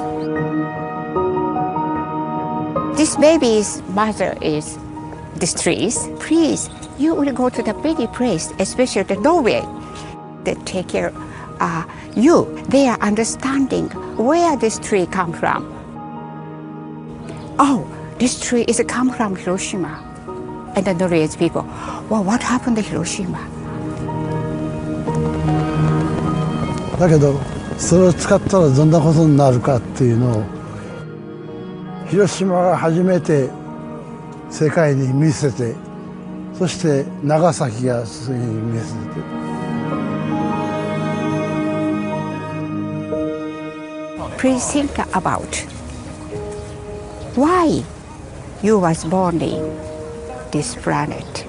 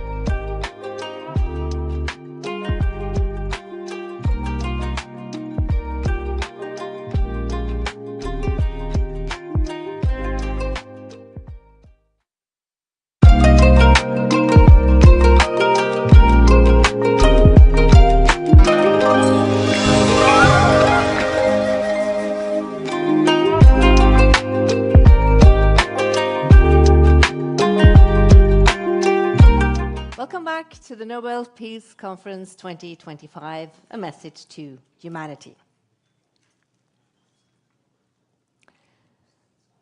In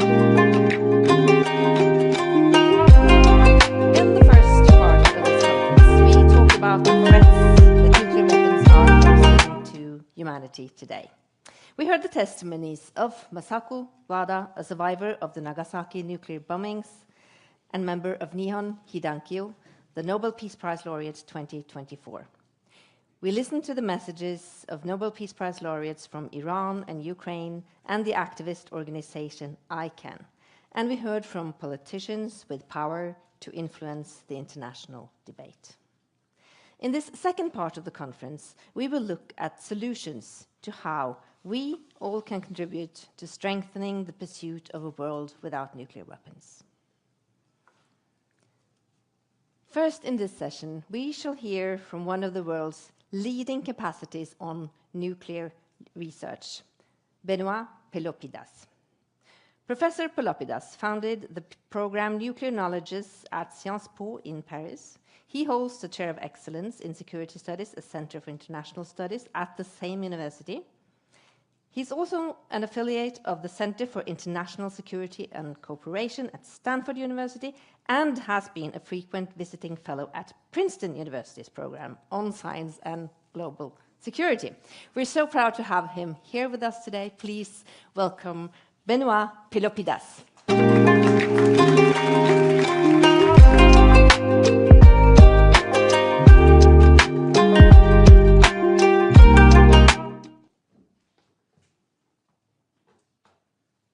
Will, esteemed guests, I'm humbled and delighted to be with you today to mark the 80th anniversary of the bombing of Hiroshima and also to celebrate the work of Mrs. Wada and Nihon Hidankyo to keep the voices and stories of the Hibakusha alive 80 years after the events.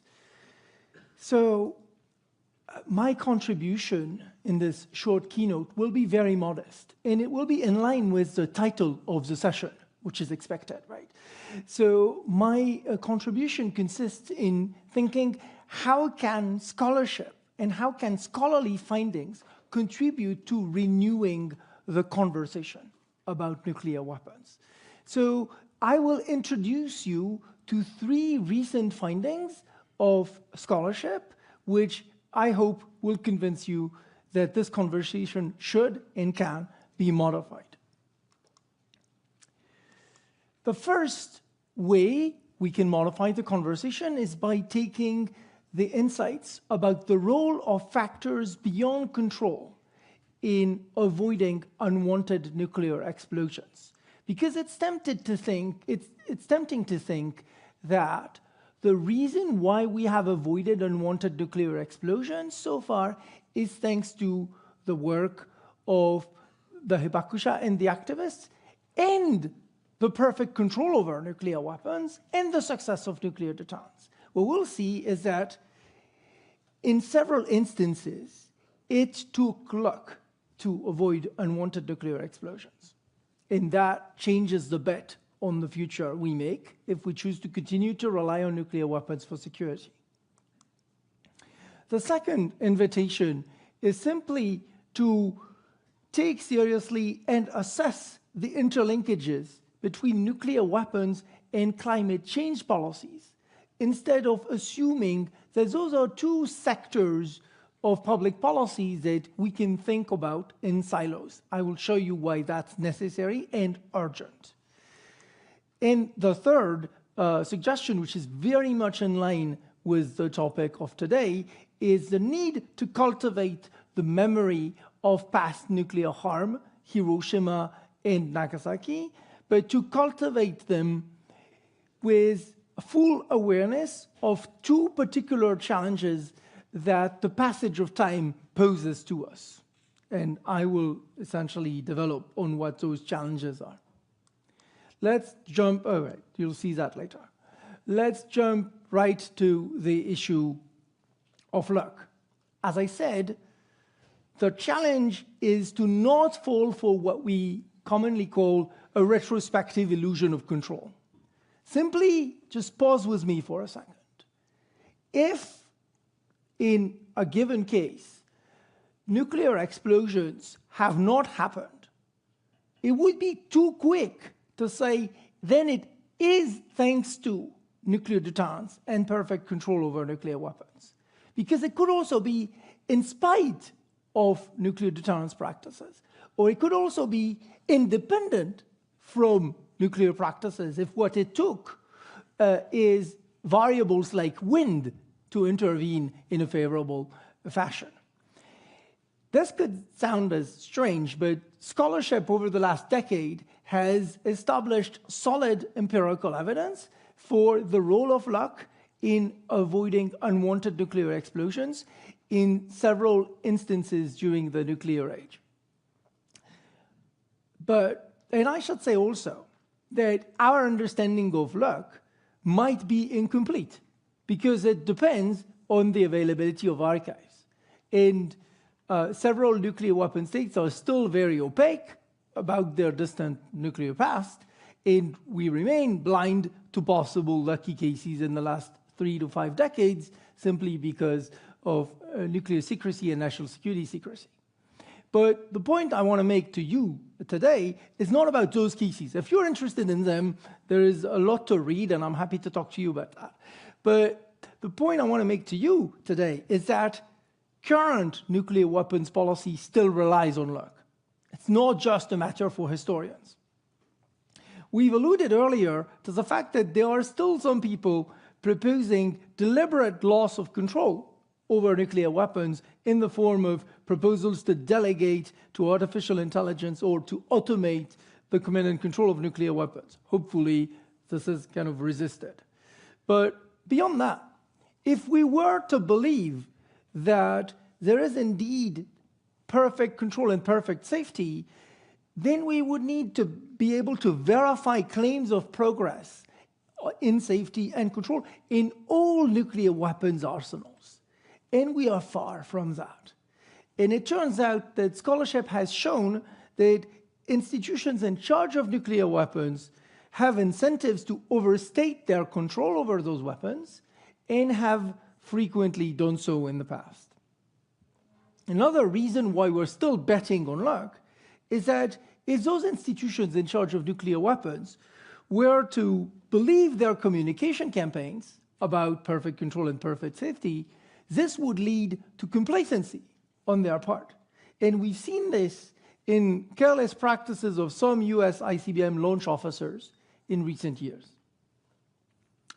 Finally, think about what we've heard since the beginning of the war in Ukraine by a series of strategists who just say, oh, don't worry, if an order to use nuclear weapons is given, someone in the chain of command will disobey, which is what I call fortuitous disobedience, right? It's the idea that people who are trained never to disobey will always disobey when we need them to, but never in any other circumstances. You see how this is reliance on luck. But this is not just a few armchair strategists. We see signs of that also in the testimony of General Robert Kaler before the US Congress in November 2017. So this sense of fortuitous disobedience is another sign of our current reliance on luck. That brings me to my second point, which will be massively shorter, which is simply an invitation to assess the effects of climate change and broader planetary transformations on nuclear weapons, as well as the effects of nuclear weapons policies on climate change and climate change mitigations. Ultimately, this suggestion is only removing a blinder which has recently been identified. Because when one reviews the nuclear weapons policy documents of the 5 permanent members of the UN Security Council, it appears that nuclear weapons and environmental change are rarely mentioned in the same document. When they are usually treated as analogous or parallel phenomena. As a result of this compartmentalized thinking, knowledge production and policy planning is done on the implicit assumption that the two threats will not interact. Yet, direct and indirect interactions are conceivable and indeed likely, and must be taken into account in policy debates and planning. And then we get to the third suggestion I want to make, which speaks to the need to cultivate the memory of Hiroshima and Nagasaki, but to do so in a way that addresses the challenges that scholarship has established relating to the passage of time and the effects of the passage of time on how we connect those events to present and future nuclear vulnerabilities or to present and future possibility of nuclear harm. This is a visualization of the first challenge. As you can see, older generations have a much easier time identifying Hiroshima and Nagasaki as the two bombed cities with atomic weapons during World War II than the younger generations. The second half of that challenge is the flip side of the good news. That is, the younger generations, when they don't know about Hiroshima and Nagasaki, when asked, which event do you think about when you think about nuclear weapons, they have no reference point. So to address that challenge, the challenge that for them, every additional year is an additional year that decreases the relevance of that memory for the present and the future. So one way of addressing that challenge is to broaden the concept of the Hibakusha to the notion of the global Hibakusha and to include the memories of essentially the survivors of atomic bomb testing and other forms of nuclear harm, which simply give us a few additional decades in our struggle against the numbing effects of the passage of time. That's our first suggestion. The second one, which directly speaks to Mrs. Wada's testimony, is to elevate the story of Nagasaki much more than we do now. Because another finding, which you see on the graph behind me, is that there is much more remembrance of Hiroshima than there is of Nagasaki. It turns out that across countries and across age ranges, there is at least a 12% difference in the share of respondents to our surveys which remember Hiroshima and or Nagasaki. Elevating Nagasaki is crucial, also in line with what I was telling you about the role of contingency and luck earlier. Because while the military operation of the flight over Hiroshima can be told as a story of institutional control and military competence, the story of Nagasaki is disconcertingly full of contingencies. As many of you well know, Nagasaki was not the original target, Kokura was, and this became a story about being late, about cloud cover, and about literally a change of target in the middle of the mission. That's a way to connect to the role of loss of control and contingency since the beginning of the nuclear age by elevating the Nagasaki story and then bringing that closer to what feels relevant to the younger generations. So with this, I want to conclude with an apology, because I should have given you way more evidence of the claims I've just made in the previous 10 minutes. And I am not asking you to trust me. I'm actually asking you not to trust me or anyone who claims to make pronouncements that pretend to orient or guide nuclear policy. You should demand sound scholarly evidence for any such claims. This evidence can be found via the QR code that you see behind me or on the Google Scholar webpage of the Nuclear Knowledges Program. And so I hope those few words were helpful, and I thank you again for your attention, for this invitation.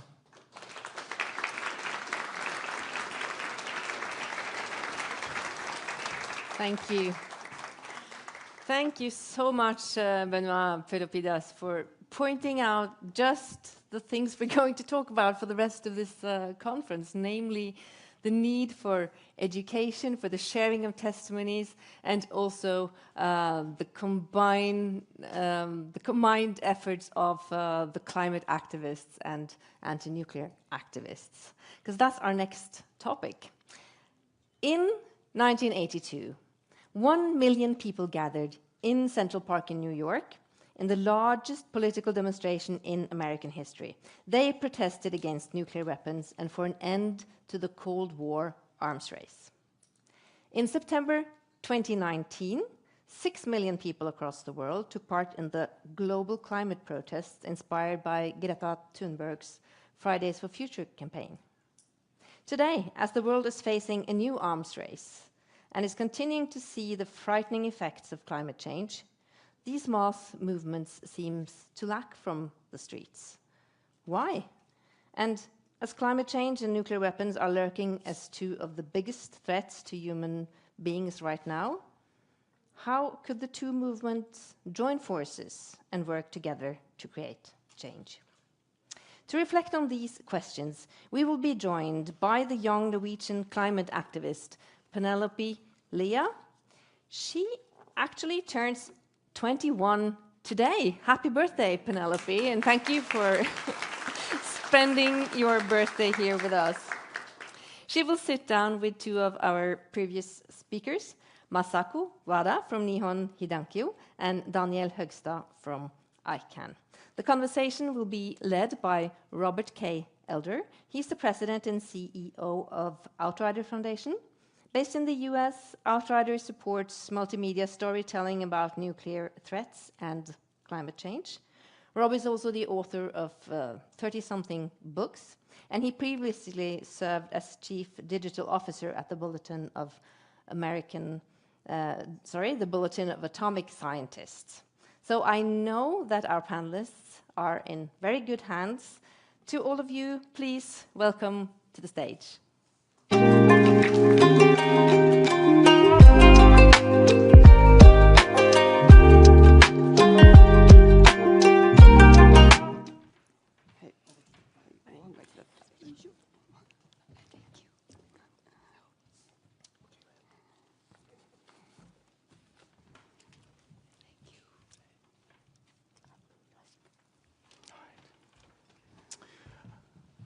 So thank you to Ingvild and the Nobel Peace Center for having us all here. We are going to start, however, with a video to help us frame this conversation. The video is from Hawaii, and our speaker is Maya Suerto, and she's an educator at the Matsunaga Institute for Peace and an advisor to the Obama Foundation, which was coincidentally founded by her half-brother, former US President Barack Obama. Let's play the video. Aloha kako. My name is Maya Sutoro, and I'm a peace educator at the Matsunaga Institute for Peace at the University of Hawaii at Manoa. Thank you for having me here, even if only through video, to speak briefly about two existential threats that are deeply intertwined: nuclear weapons and climate change. Both are human-made, both preventable, both demand not only urgent action, but profound imagination. Nuclear weapons and climate change obviously operate on different timelines. One threatens instant annihilation, the other gradual collapse, moving more slowly, but no less violently. But both rely on systems of violence and disregard for future generations. They reflect systems that prioritize dominance over dignity, extraction over reciprocity. They share a root in disconnection from one another, from our ecosystems, from the sacredness of life. And so now they both demand we choose life and justice over fear and control. They ask that we find a way through that is collective. Our mother was a weaver, and I do have great hope that climate activists, peace builders, anti-nuclear organizers, indigenous protectors, economists, entrepreneurs, and others can now come together, not just to exchange ideas, but to strategize and to practically imagine movements that no longer compete for attention or resources, but braid strengths into a single strong tapestry. You here today are inspiring us to learn from one another.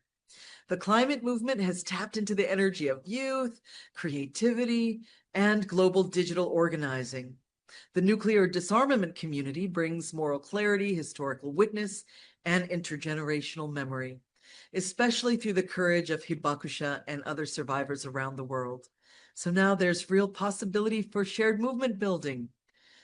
What can that look like practically? I do have a few suggestions. So let's build mutual aid networks. And these would reduce dependency on extractive systems, launch climate resilience hubs, and organize artivism campaigns that push for policies that connect disarmament and decarbonization. 2, young people, survivors, and other intergenerational community members can organize teach-ins that connect nuclear and climate risks.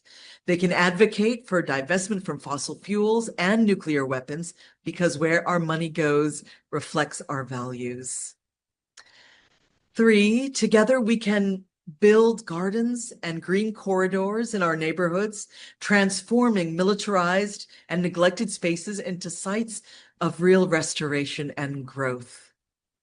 4, we can join campaigns and create new ones to ratify treaties like the Treaty on the Prohibition of Nuclear Weapons or hold local governments accountable for climate action. Many more ideas are out there, and so much that is good is already happening. Throughout, we must not only speak of the horrors of the past, but also the futures that are still possible. We must mentor, not just mobilize.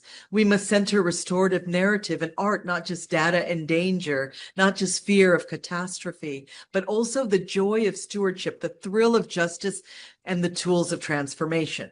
So let's act together, all of us, in classrooms and local councils and digital spaces.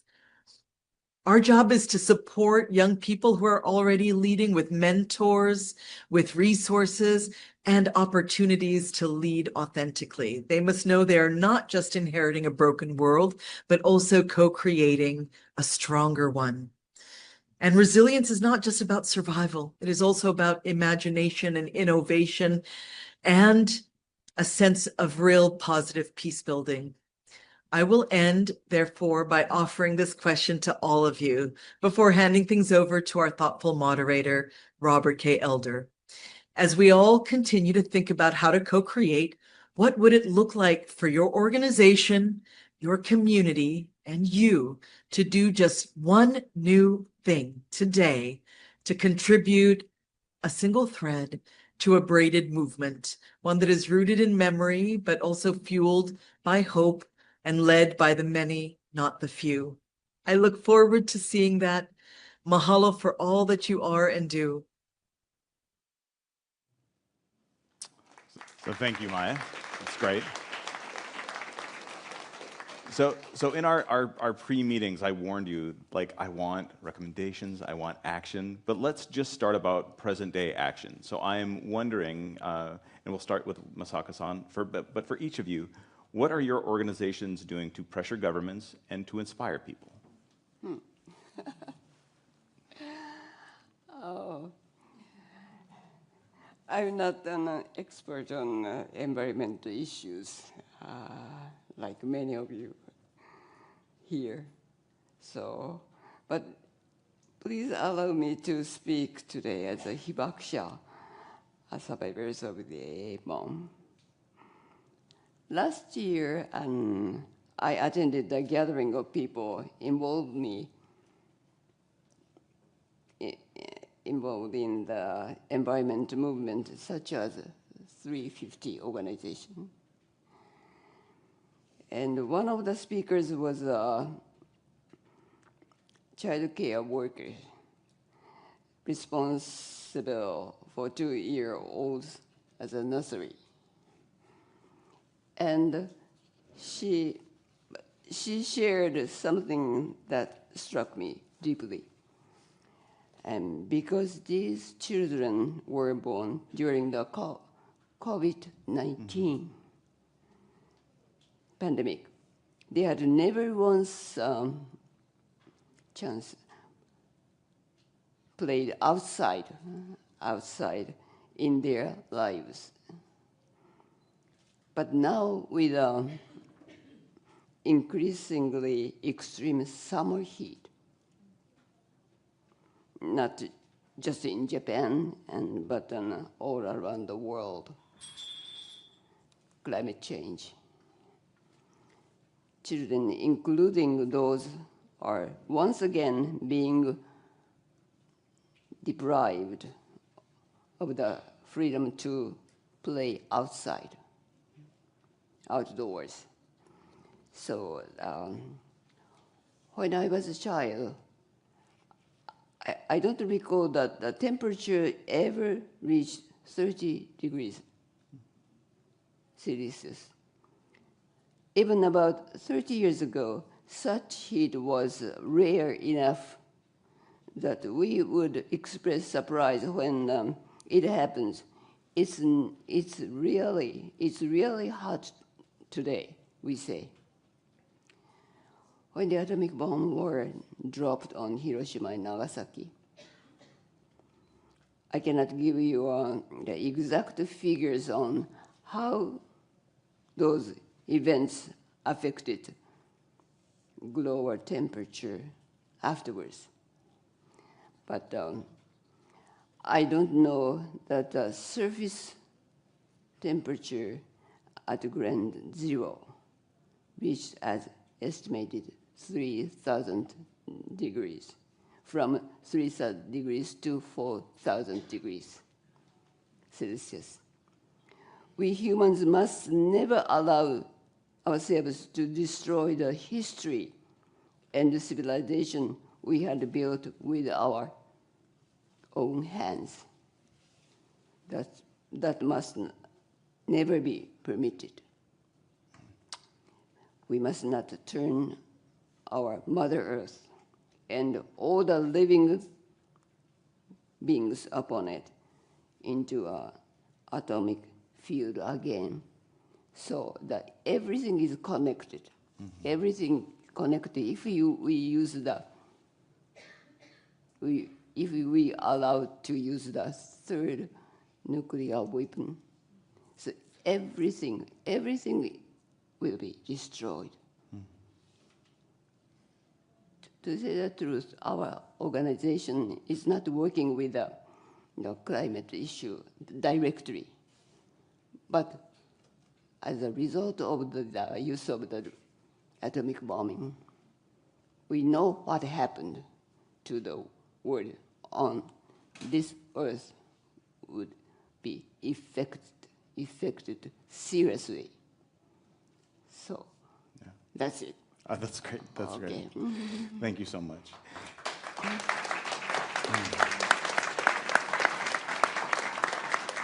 So the same questions for Daniel and Penelope. So what are your organizations doing to inspire people, as we've just been inspired, or to pressure governments and take action? Yeah, I mean, that's the whole thing, is that the problem of nuclear weapons, I think, for many people is still quite abstract, unfortunately. So we need to inform without also overwhelming people, because the facts about nuclear weapons are searing.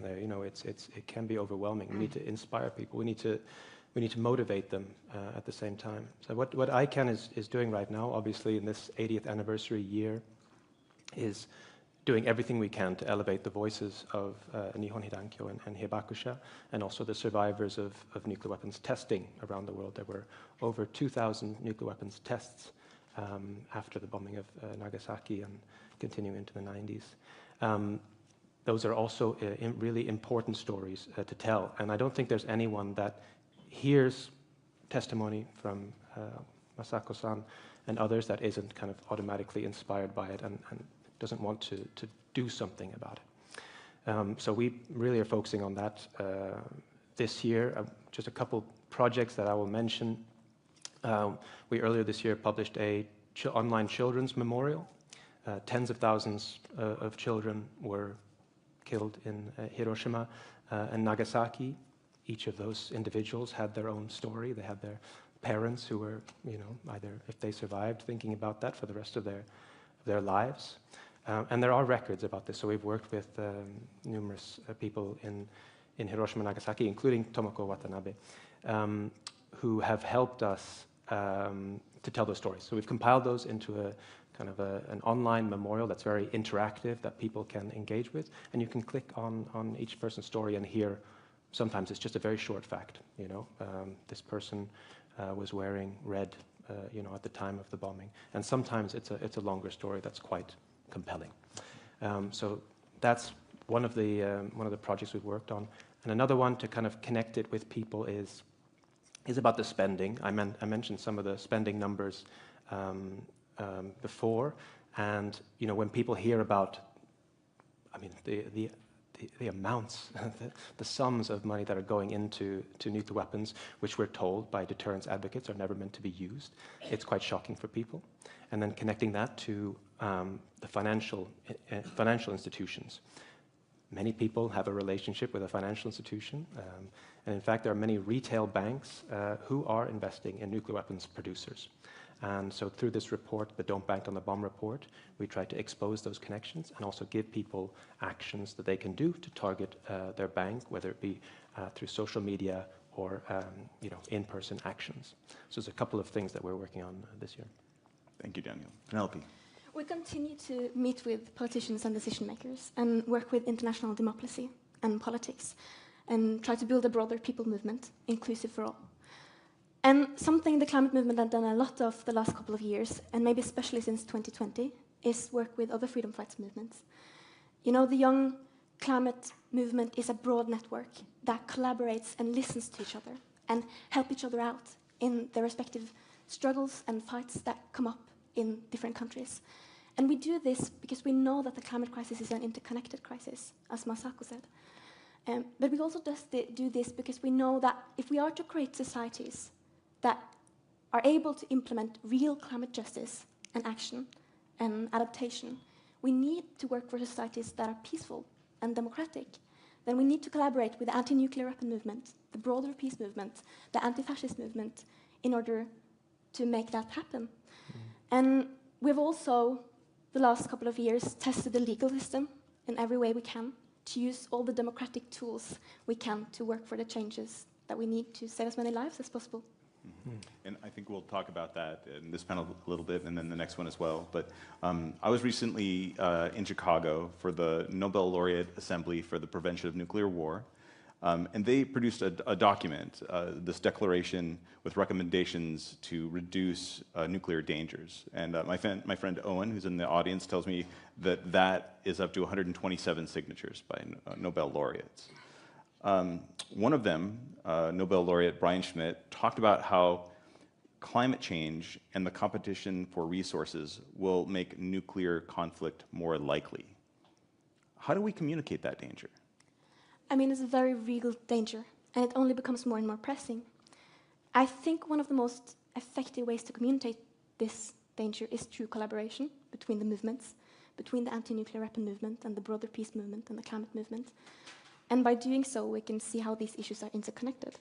And a lot of people working in these movements also do not isolate these issues, but work for them all at once. And I think that is important.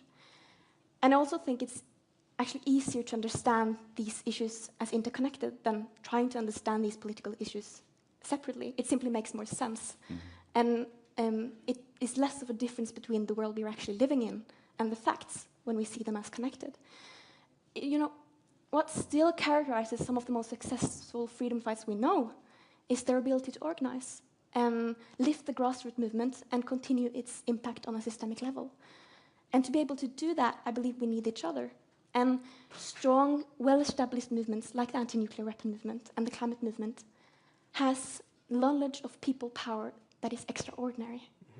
And if we are able to further strengthen each other by, for instance, see the connection between our fights and the reason for fighting, I believe we might be able to execute even more real and meaningful change together. I want to talk tactics, and we can start with Daniel. What works and what doesn't? When you're trying to mobilize people, when you're trying to influence governments, what works, what doesn't? So I think it's really important. One thing we're really focused on is knowing the audience that we're talking to. We don't talk to diplomats in the same way as we talk to the general public. So we have They don't follow your TikTok? They don't. Okay. Actually, they do. They're very sensitive to that. So that actually would work. But they need to be addressed in different ways, because we need different things from diplomats than what we want to motivate people to do. I think if you look at, many of you, probably looked at YouTube or have, Googled nuclear weapons perhaps, and a YouTube video comes up. There are countless of videos on YouTube, depicting in in terms, extraordinary terms, what nuclear weapons can do. And unfortunately, what many of these videos do, and many of them are kind of animated, I should say, many of them are done quite well. The ICRC has done one. But the others, it becomes this kind of, spectacle, disaster spectacle. And people are just watching it to kind of satisfy some, urge to see something crazy and something wild, something unimaginable. Nuclear weapons are very imaginable. And there's lots of ways of communicating it in more real ways. And I think it comes to putting the human stories first, Like I said before, the people who recognize the human cost and who have experienced it are the most effective advocates. And there's the ones who actually, don't just inspire clicks, but they inspire people to want to do something about it. So that's why we're so focused on promoting human stories. I just want to add one thing as well, is that you mentioned as well, a lot of the communities are working on both these issues at the same time because they've experienced the harms from both of these things. So a lot of the leaders in the climate movement, there's a plastics treaty going on right now in Geneva. The affected communities there from Pacific Islands who have also suffered from nuclear weapons testing as well. They managed to connect those issues very well, and it's a very powerful message from them.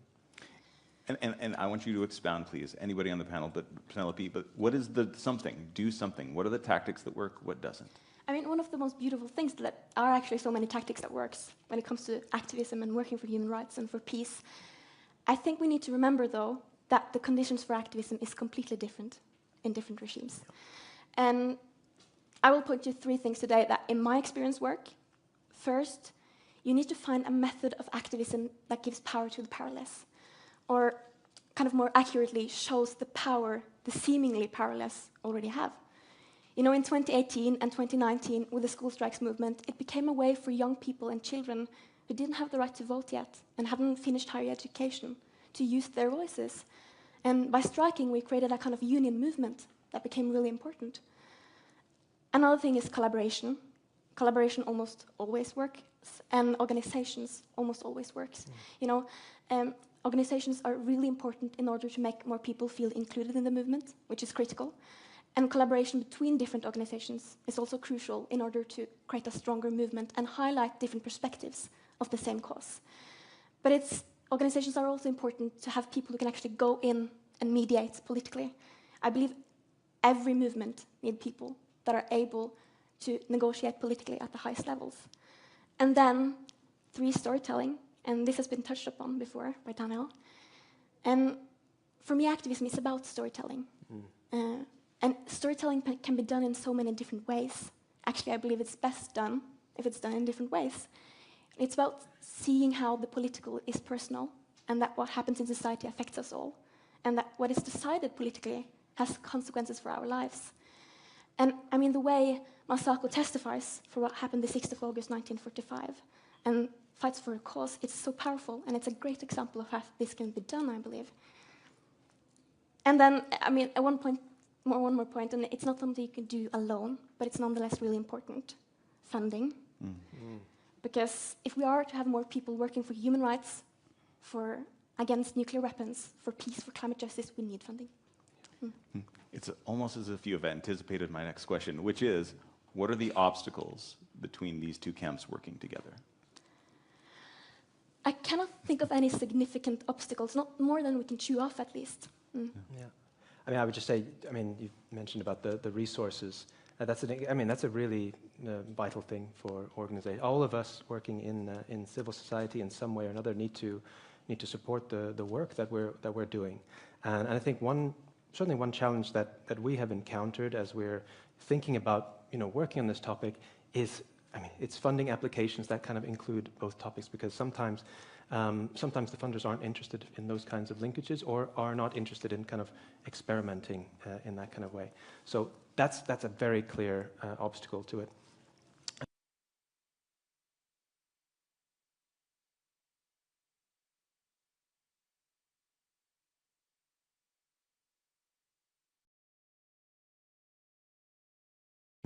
It's something that requires more time and more thinking. I mean, we definitely should do it. There's no reason not to, but that's certainly an obstacle.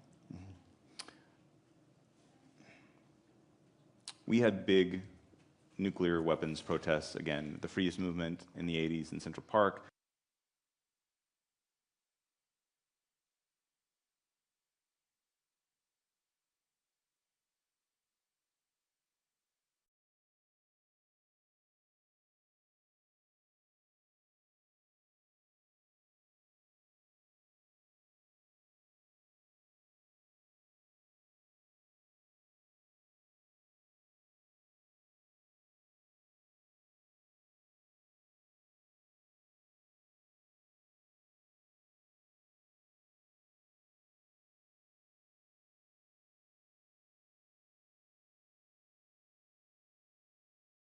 Use today, including online activism, that were not present in the past.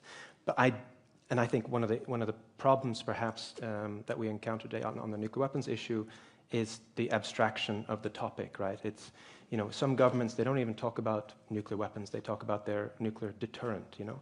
There's an active campaign from these governments to disenfranchise people, to make them uninterested in the topic. And so that's kind of been a big obstacle for us, but definitely still relevant. People in the streets, you know, still hugely important. We've been very inspired by the climate movement. Also today, the protests for Gaza and Ukraine, I just saw one yesterday, they're very influential. They're making a big difference. I mean, it's going too slow, of course, but people are noticing and people are wanting to get involved. So I definitely think it's still something that's vital and something that we want to get back towards in the nuclear disarmament movement. We want to be inspired by you. I mean, I totally agree. It's absolutely still highly relevant, public demonstrations. I do sense a deep feeling of fear and tiredness in a lot of people. And not necessarily people being tired of fighting in itself, but tired because they feel the consequences of the issues they're fighting for. You know, the impacts of war, of living in undemocratic countries, of climate change. And as we have known for so many years, living with first-hand experience with these issues occupies almost everything in life. And this becomes reality for more and more people. So I think moving forward, we need to remember that we need to understand as many life experiences as possible and situations, and understand that people have changed because of the circumstances they live in. And we need to meet people with the new experiences they hold. And if you have the possibility to fight for other people's freedoms and safety, do so. Because that's the only way we can open up space and time for all of us to fight. And, you know, ultimately, other people's freedoms is your own freedom, and other people's safety is your own safety. And when it comes to, you know, the climate movement, in 2018 and 19, it was primarily led and driven by young people. And as I've said, they didn't have the right to vote yet and haven't finished higher education. You know, I started my activism when I was 8, and for the past 13 years, I've seen and worked with young people from all over the world. And what we achieved in 2019 was extraordinary. And yet we have seen very little extraordinary change happening from that on a systemic level, the changes we were fighting for. So when COVID-19 hit, and we couldn't gather or organize in person anymore, a lot of people in the movement were exhausted, underfunded, and disillusioned. And I think we need to remember as we come together again, because it will happen, and it do happens, that we're talking to young people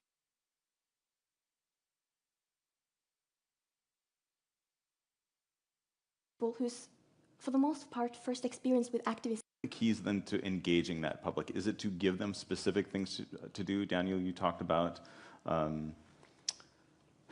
approaching commercial banks. Yeah. Wasaka-san collecting the stories of, you know, of Hibakusha. What are the keys to engaging that public to get that result? Anyone? Yeah, you need to give people something to do. I mean, one thing that ICANN is all about is trying to connect people at a local level to this treaty on the prohibition of nuclear weapons. It was negotiated in the UN. Most people don't think about the UN, you know, every day, or perhaps at all. They should. But we try to connect it as much as we can. So, I mean, the Don't Bank on the Bomb and the work we do to try to get people to engage their own financial institutions, the ones that they are customers for, is one avenue.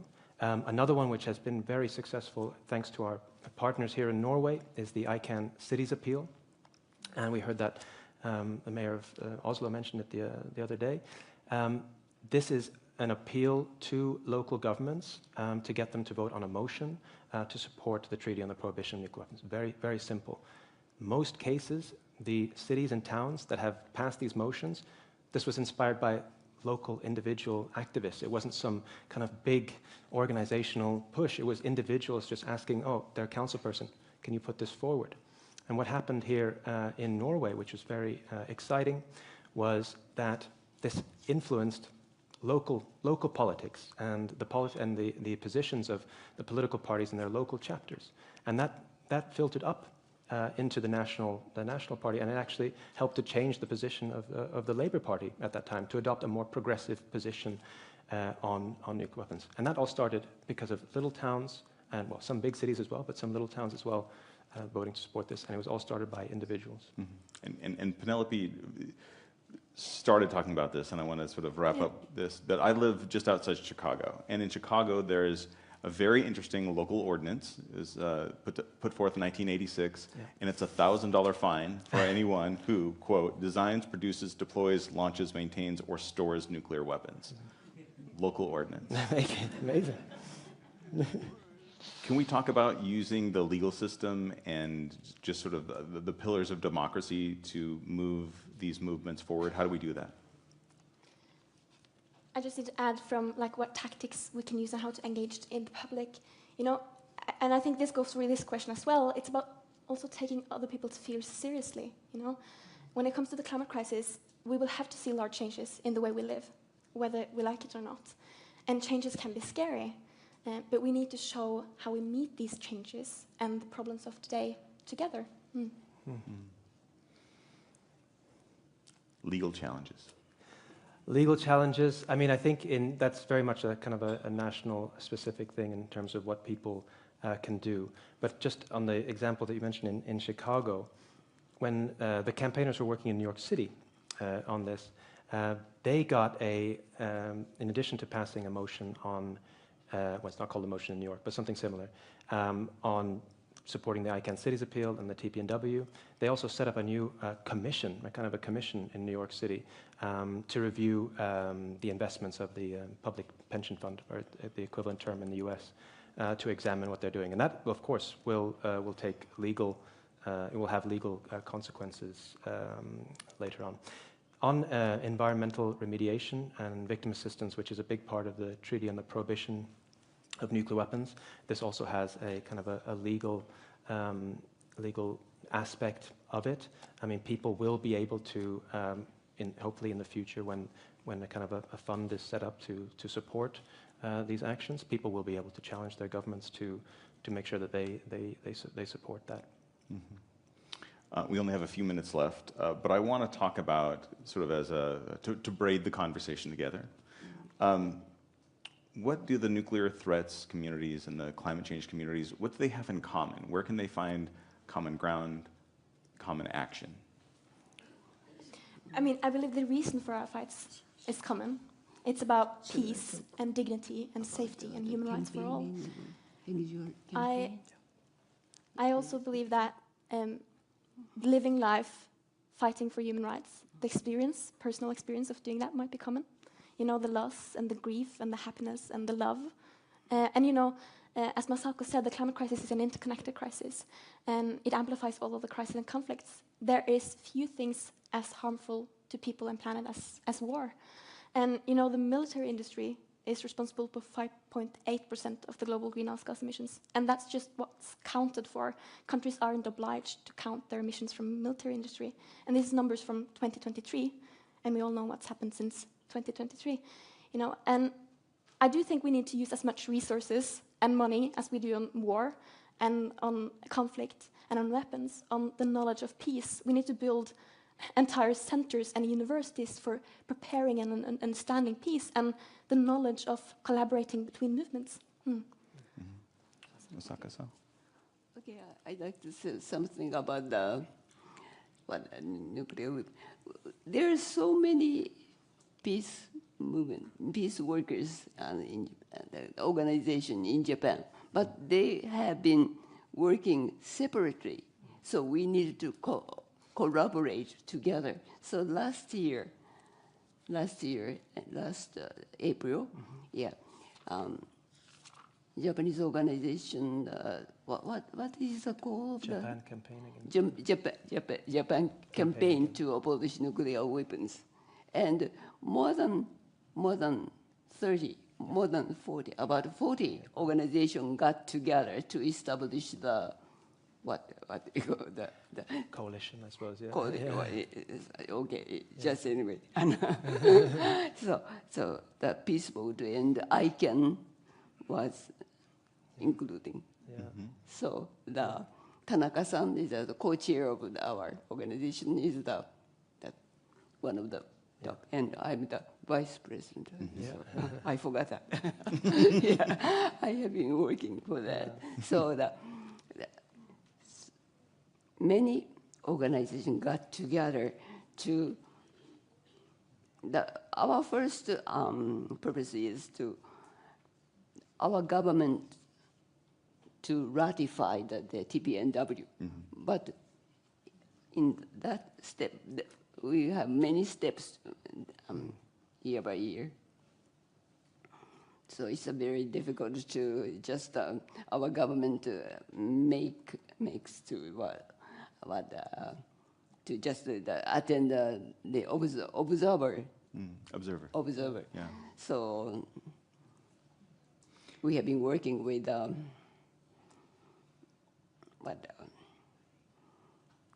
we have every year, twice or three times we have been persuading and demanding the government to participate as the observer, something like that. But they wouldn't do that. Yeah. They wouldn't do that.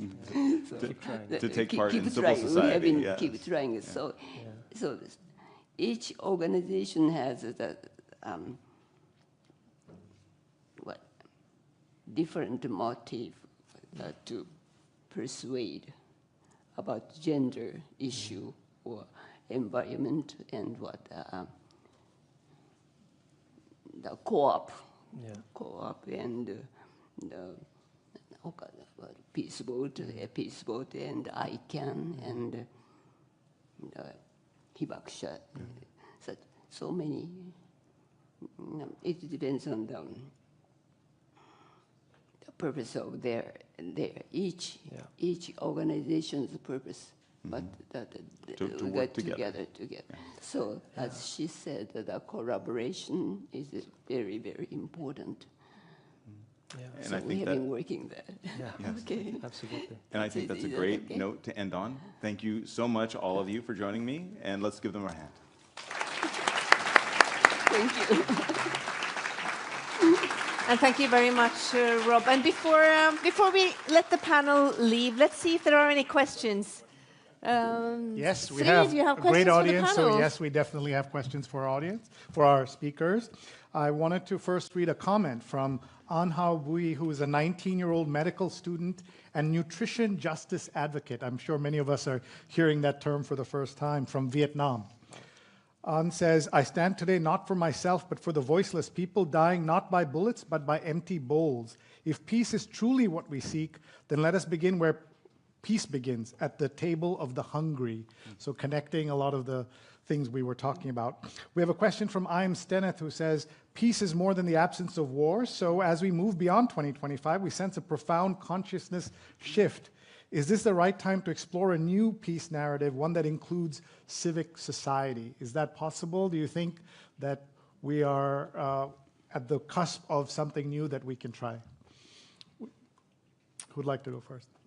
Gosh, that is a very big and difficult question, but a very good one. I mean, I think, this is going to sound kind of very, very glib, but we need to do whatever we can to make peace. Okay, I'll give an example. In Sweden, I saw a news piece the other day, and it was a report about peace activism. And what they did is they went out on the streets and they found an older gentleman who was protesting by himself. The whole narrative of that story was extremely patronizing, but also very disempowering to what peace can be and peace as a powerful force. So I think combating that, making peace interesting and exciting to work for is extremely important. And in a way, activism is peace building in its nature, in my opinion, because you never really know which of your actions may lead to change or may make more people follow in your footsteps. So in that sense, everything you do may turn out to be important. We also have a question about this. A question for Daniel. How could the concept of the Olympic truce be expanded to include abolition of nuclear weapons? You may be familiar with the Olympic truce. Every time the Olympics take place, there is a goal of having no wars at that time or pausing wars. They are routinely broken. Those rules are broken, but that exists. So what do you think of that as a place to also bring in the idea of nuclear weapons? Well, I mean, I've just learned something new. I did not know about that, but that's extremely important. What I would say is, whenever there is like kind of, I mean, the Olympics, it stands for cooperation. It stands for human achievement. It stands for many things. Whenever there are these kinds of events happening, it is an opportunity to challenge the sponsors, the governments that are sponsoring such events, to take a more progressive stand and to speak out about it. We're seeing that a lot in the realm of football right now, where governments are being challenged for the way that they sponsor tournaments and what they do around that, and that's something we can also bring into nuclear disarmament activism. Okay, before we leave, I'm going to ask each of you, including Rob, scale of 1 to 10, how optimistic are you? I think I'm a professional 8. 8? Sada-san? A scale of 1 to 10, are you optimistic about how optimistic are you about our future? Yeah. Yeah. Okay, you are, and go ahead. 10, because we've got 10. leaders like Masako Wada. So I'm very, very optimistic that we're going to achieve this wonderful. And from the next generation? Because I know the power of people at 10, but I also choose to be optimistic and realistic as an active political choice, as a device to use. So, because if we as people in a democracy or all over the world continue to have hope and be optimistic, it's more hard for people in power to let us down, I believe. It's another political tool to use actively. Amazing. Thank you very much.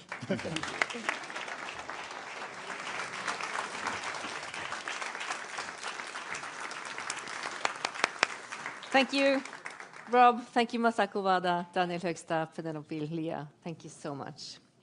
Now we will have a slight change of scene here, preparing to present to you different case studies, providing solutions to our main challenge here today.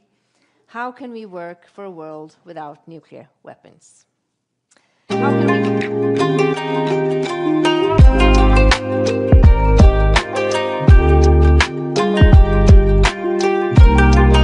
So in this session, we shall hear from 4 different speakers who will present 4 different cases on how to work on this cause. And after each speaker, our panel of experts will ask questions and comment.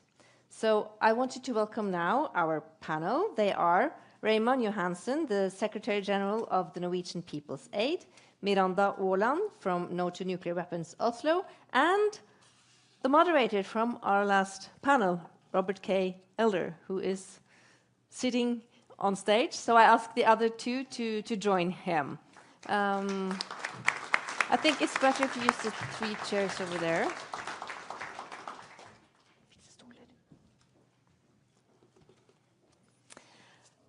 Our first speaker in this session will be a nuclear disarmament expert, a peace and human rights activist, educator, and communication strategist. She works with Lex International Fund, which was funded by the previous director of ICANN, Beatrice Finn. And many of you have met her on Instagram, where she's tirelessly advocating for nuclear disarmament. I want you all to give a warm welcome to Emma Pike.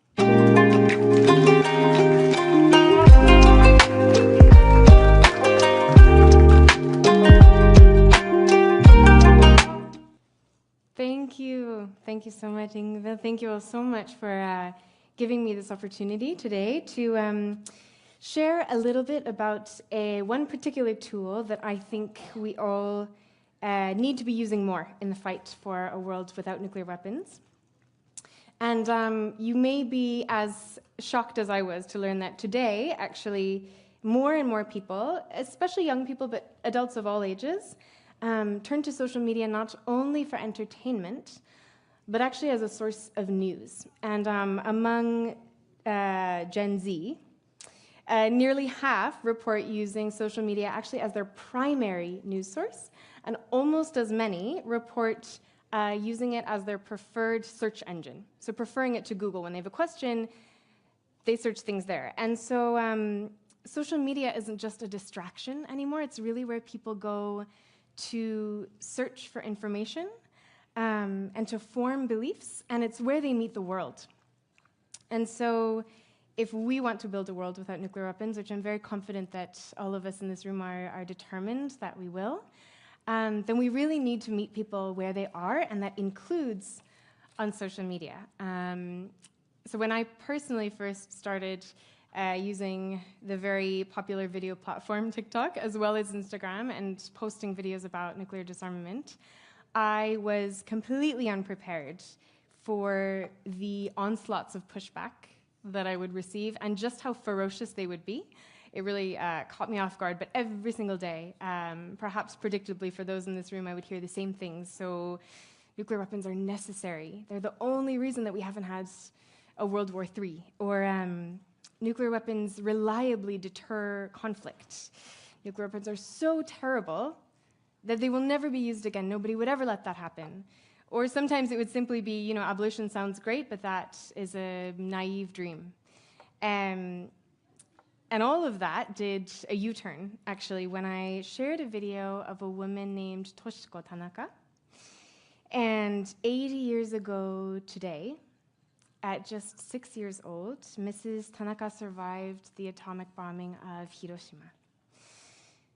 And in this video that I shared of her with immense courage and dignity, she shared what happened to her, what she felt, what she saw, what she smelled, and what she heard, and what happened to those around her. And immediately, this one particular video went viral, and it was viewed millions and millions of times, and suddenly, for the first time, all of those voices, those very, very loud voices that were defending nuclear weapons, fell silent. I saw almost none. And instead, people were expressing their deep emotion, but also their outrage. And so many people were asking, why have I never seen this before? Why have we never seen or heard this before? And many were also asking, what can I do? I want to do something. And so that moment taught me two very important things. The first is that nuclear weapons can really only be justified in the abstract, but in the face of the reality of what they do to human bodies, to human psyche, to the environment, to life itself, in the face of that reality, they truly are indefensible. And then abolition actually becomes the only logical conclusion. And the second thing that really taught me is that people are not actually disengaged.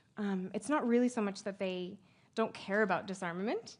It's more that people have never been invited into the conversation in a way that feels accessible and human and relevant. And they've never also been shown pathways to a world without nuclear weapons. And so while those myths are very deeply embedded in the public imagination, I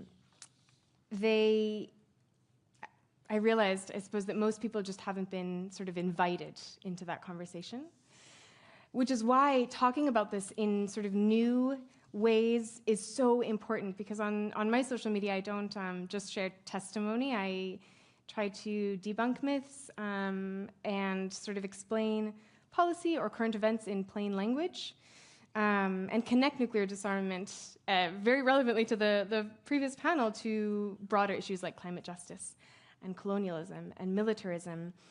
And over time, I've found myself become a very trusted voice for thousands of people who we might not have reached otherwise, who are like not part of this conversation already, but we really need more people who are doing this because what we talk about and how we talk about it and where, and also who we talk with, really shapes the world that we live in.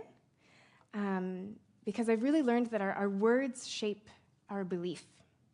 And belief really shapes what people can imagine, what they can resist, what they can accept, and ultimately what they can act on. So I just want to end by reminding us that disarmament is, and nuclear abolition really, is not a technical problem.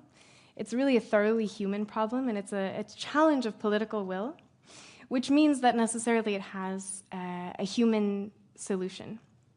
And so to bring that solution to being, we need to give everybody the chance to have a voice. So thank you. I'll leave it there. Thank you very much. Just stay. Please stay.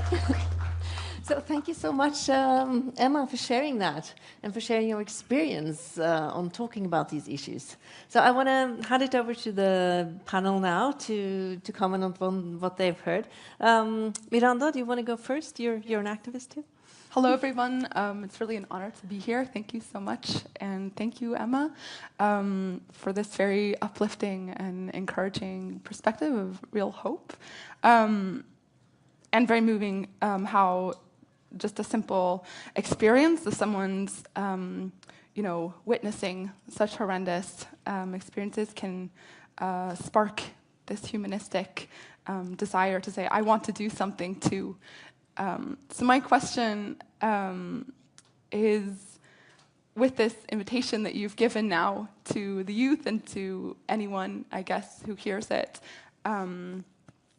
who has decided, yes, I also want to contribute, how to bring up courage, because I think, I think that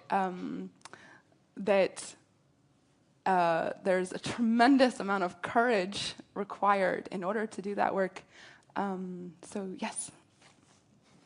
I think, I'm sure it's different for everyone. Personally, I just tried to set the example myself. I think many people don't want nuclear weapons in this world, and a lot of the things that we share are very logical, but it can be scary to say those things when it feels like the opposing voices are so loud and will come after you so viciously. So any of us who already do this work, if we can publicly be that voice, of course, only for those who are comfortable, but in my case, that's something I was comfortable with, and so I feel that the more that I say things, from the safety of my role as somebody who works in this field, that gives me a sort of a level of safety to say these things, and then it makes it easier and easier for other folks to repeat them. So I think by having courage ourselves is the only way. Yeah. Thank you. I'd like to hear from Raymond Johansson, because you used to be a politician before. For those who don't live in Norway, don't know your past, and now you work in an NGO. So you also have learned to talk in different ways, I guess. Yeah, it's elections going on. I'm not running for election, so it's nice days. But still, I think we have some of the same challenges that we are facing, and that's to really reach new audience, different goal groups, as we said. So. Different ages. So I want for free some very 3 advices for how to reach new groups, different groups into the anti-nuclear advocacy, which is highly needed in these days. Let me think, what advice would I give myself? I think one thing that is so effective is a lot of times the language that we use to talk about these topics is overcomplicated. And I think that sometimes, people sort of stay in that higher language perhaps in an effort to show legitimacy or expertise. And it is so effective to speak in these things in the way that you would talk to your friends about them. It doesn't make it any less legitimate. And in fact, I really genuinely think that the language we use is one of the biggest barriers sometimes. And so to speak about these things in plain language, and then also one thing I've learned over the years is to try and show my own challenges. There are times when I hold maybe conflicting beliefs within myself, or when there's something in my work or some concept in having to do with nuclear disarmament that I haven't figured out how to communicate directly yet, and being very honest about sharing those challenges as well is something I have found is very useful, because it gives people permission to realize that it's normal to face those challenges, and that, you know, perhaps we in this room or on this stage are not the ones that have all the answers all the time, and that's not a prerequisite for doing something about it. Thank you. I suppose that was only two, but I'll think of a third and I'll share with you later. So Outrider is also about sharing stories and maybe finding a new language to reach new audience. Do you want to just comment on that to end up? Yeah, well, and my very brief question is, with so many people turning to social media, you know, a lot of social media news influencers are paid to play. They literally want to be paid to cover a topic. So just for viewers, who do you know how to trust? How do you navigate that? Yeah, I think actually Benoit mentioned earlier today that you know, we should all, I think, take up the responsibility to make sure that we don't just trust things blindly. And one of the biggest challenges that I face with social media these days is that it is not an environment that encourages deep thinking, that encourages critical thinking, or the responsibility to sort of do that research on one's own behalf. And so I think it's a matter of all of us as users to interact with the information that we are thrown more critically and make a wise decision for ourselves who to trust. I don't hope or expect anyone to just trust me off the bat, which is why I work hard to share the reasons why the things that I'm sharing are legitimate. But I think that it's all of our responsibility to be to engage more critically with the world around us, and also become more comfortable to be in gray spaces rather than just a pure black and white. Yeah. Thank you so much, Emma Pike.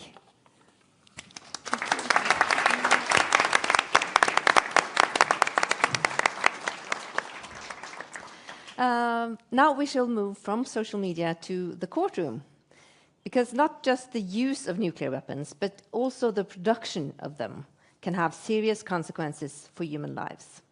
That is why a group of NGOs filed a case against the US National Nuclear Security Administration, trying to stop their plans to increase the production of plutonium pits in New Mexico and South Carolina. And they won. Take a look at this.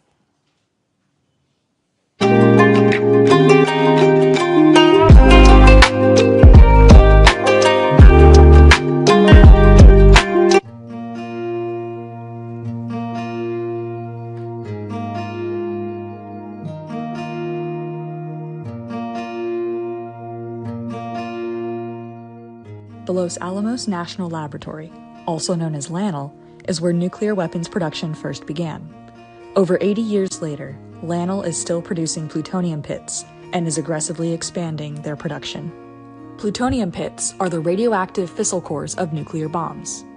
In 2018, the Trump administration decided to produce at least 80 pits per year by 2030, including 30 or more at LANL and 50 or more at the Savannah River site in South Carolina. The first problem is that the United States doesn't truly need new plutonium pits.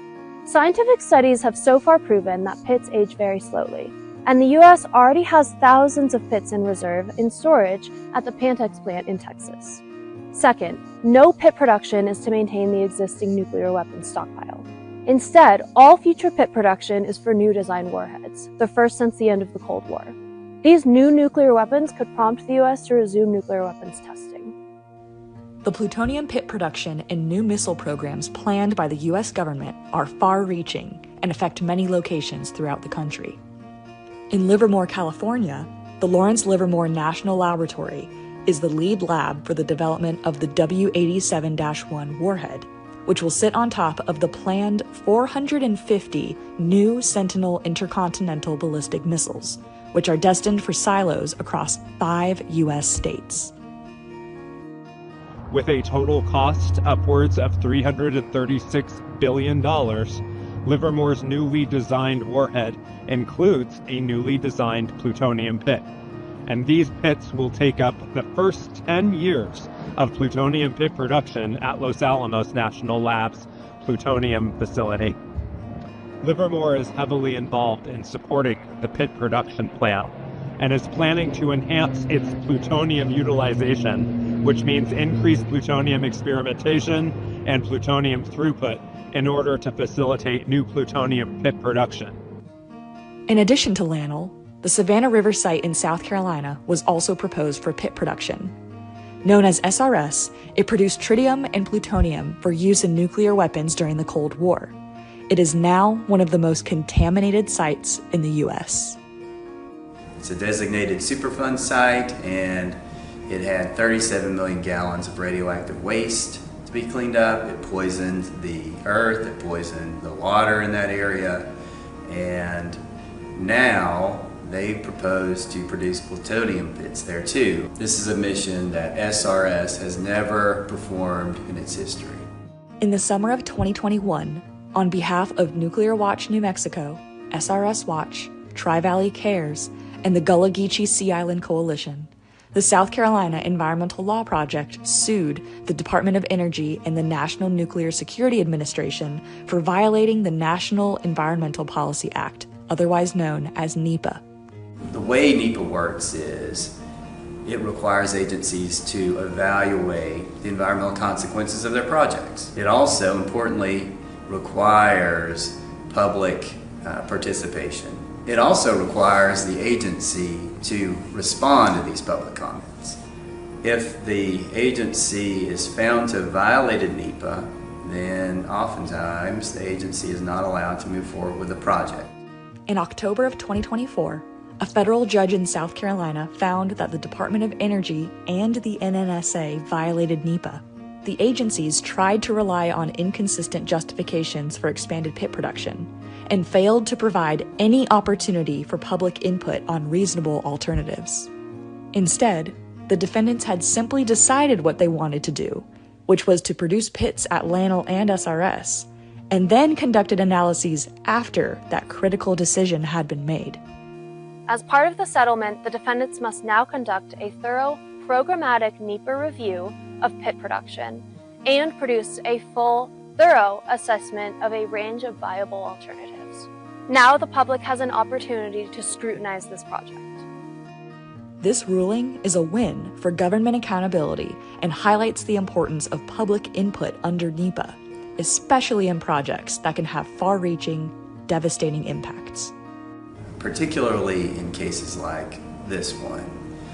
You have an agency proposing to create components for weapons of mass destruction, which in itself can create severe environmental effects. And also the creation of these components produces extreme amounts of toxic and radioactive waste, some of which can persist for thousands of years. That is a severe environmental effect that needs to be evaluated closely.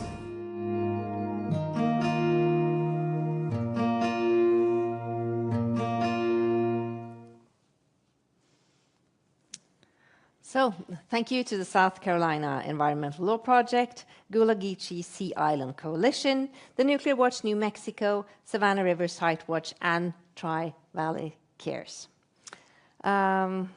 I want to ask you, Rob, if you can just briefly tell us why this case is so important. Well, I think it's not just this case. I mean, it's a landmark case because you have citizens and civil society using legal frameworks and protections to their benefit, when often it's not. But, you know, and I take this sort of very personally. There's a famous case that just happened. I'm from Montana, which is a western state in the US, and the case Held versus the state of Montana. Young climate activists sued successfully because the state was sort of prioritizing fossil fuels. And it's part of the Montana Constitution that there has to be a clean place to live. So it's a way for this generation to look out for future generations. We've had cases like that in Norway too. Raymond Johansen, do you think this is this a new way of activism? It's definitely a part of activism, although it's not new. We know it from the history in Norway also, that lawsuits can be preferable. And I really comment on the courage that these activists are showing. It's remarkable. And really it's against very powerful interests. And of course, lawsuits, it's not a silver bullet, but it will enforce transparency and public debate, which is often a prerequisite to achieve some goals. So I think this can be really a very important tool, but not alone. It's many other tools, but lawsuit, it's definitely can be very effective, although it's troublesome and you require often a lot of resources, often money as well. So, but it's also important, and here is, we need successful stories these days, and this is a success story. And also referring to the previous panel, this might be an arena where climate activists and anti-nuclear activists could sort of meet on common ground. Miranda? Yes, I really appreciated how this lawsuit, and especially this video, presents this idea that we've heard over and over again the last 3 hours, that nuclear weapons are not security. They are actually the biggest threat to our national security and global security, but then yes, also a tremendous threat to environmental safety. And I think the power of lawsuits like these, and what we've seen elsewhere, you mentioned Montana and in Norway, is also in the spreading of information and education, and the ability to give that as a nonviolent weapon to common people, to go out with that information to make change. Yeah. Great, thanks. We have a speaker now joining us live from Princeton. His name is Zia Mian. He is an award-winning physicist and a co-director of Princeton University's program on science and global security. He helped fund and co-chairs the scientific advisory group of the UN Treaty on the Prohibition of Nuclear Weapons, and he previously served on the UN Secretary General's Advisory Board on Disarmament Matters. He's also co-founder and leader of the Physicists Coalition for Nuclear Threat Reduction. He has been a leading force pushing for the establishment of a UN scientific panel on the effects of a nuclear war, the equivalent of the climate panel for nuclear war.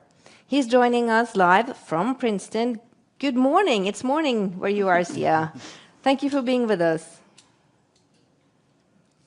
Thank you for allowing me to participate in today's event. We are very eager to hear your thoughts on why we need a UN scientific panel on the humanitarian consequences of nuclear war. Please, the floor is yours. Thank you so much. We are all marking the 80th anniversary of the nuclear weapons age and commemorating many of the events and the suffering that nuclear weapons brought into the world, beginning with World War II. But one of the things that is missing from the commemorations is that along with the first building of a nuclear weapon the first testing of a nuclear weapon, which harmed people, both the scientists who built the weapons, as well as the people of New Mexico and nearby areas affected by fallout from the nuclear test that the United States did, and then the atomic bombings of Hiroshima and Nagasaki. It's also the 80th anniversary of an effort by scientists to warn governments of the dangers of the nuclear age. In June of 1945, before the very first weapon had actually been assembled, before the first test, there was a report, a secret report written by a group of scientists in the American Manhattan Project who were helping to build the bomb to the government, warning of what nuclear weapons would mean for the future. And this statement could have been written by any of us today. It said that nuclear weapons are an indiscriminate method for wholesale destruction of civilian life, that these weapons will be a grave danger for the future of all nations. They warned of a nuclear arms race. They warned of the dangers that peacetime civilian nuclear energy might be turned to military uses, in other words, what we call proliferation. And they said the only hope is an agreement for an effective international control that will end the risk of nuclear war, in other words, nuclear disarmament.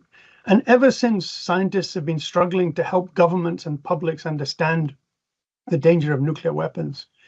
And the United Nations has had studies done about the effects of nuclear war to create a shared common sense of the international community about what nuclear war would mean. These studies took place in the 1960s, and the 1970s, and the 1980s. And the 1980s was the last UN study of the effects of nuclear war. And in that study, they said explicitly, we need more work, a cooperative international scientific effort to refine the understanding of what nuclear weapons mean, to explore new possibilities of how we can understand the consequences of nuclear war. But with the end of the Cold War, that impulse to understand more about what nuclear war meant went away. And beginning in 2014, the Princeton Program on Science and Global Security started an effort to convince both the US government and the United Nations that it was time for new studies of the effects of nuclear war that would speak to the issues of the 21st century. Because the world now is very different from where it was when those studies were done in the 1980s. The global stockpile of nuclear weapons and some nuclear arsenals are a fraction of what they were in the late 1980s. There are more nuclear armed states, but in total fewer nuclear weapons. But more places and more ways in which nuclear war can begin. Some nuclear arsenals are increasing, but all are being modernized. The global human population today is 50% larger than it was in the 1980s. And the world is far more independent through trade and the movement of people. And we all understand about how economic crises have tied us all together, as has COVID and climate change and mass migration. So humanity and nature and our understanding of the world is much different from what it was in the 1980s. And we are much closer to planetary boundaries where our civilization and our environment are pushing at the edges of sustainability, even without nuclear war. And nuclear war may tip the whole planet, people and nature into new levels of interaction that we cannot even begin to imagine. So it's clear to many scientists that we need this kind of study. So in 2020, the US Congress agreed to launch a new national study of the effects of nuclear war. And in 2024, the General Assembly of the United Nations supported a resolution sponsored by Ireland and New Zealand and a group of other countries, mostly from the Treaty on the Prohibition of Nuclear Weapons, calling for this study. And so that study has now been stood up. There is an international panel that is going to begin work this year to study the effects of nuclear war. And by the end of next year, we should hopefully begin to see the first results of that study explaining to everyone just what nuclear war in the 21st century will actually mean for people and planet, so that we have a shared global common understanding of what we're talking about when we talk about nuclear weapons and nuclear risks, so that we can begin the collective process for ending the nuclear danger once and for all for everybody. Thank you so much, Xiemian.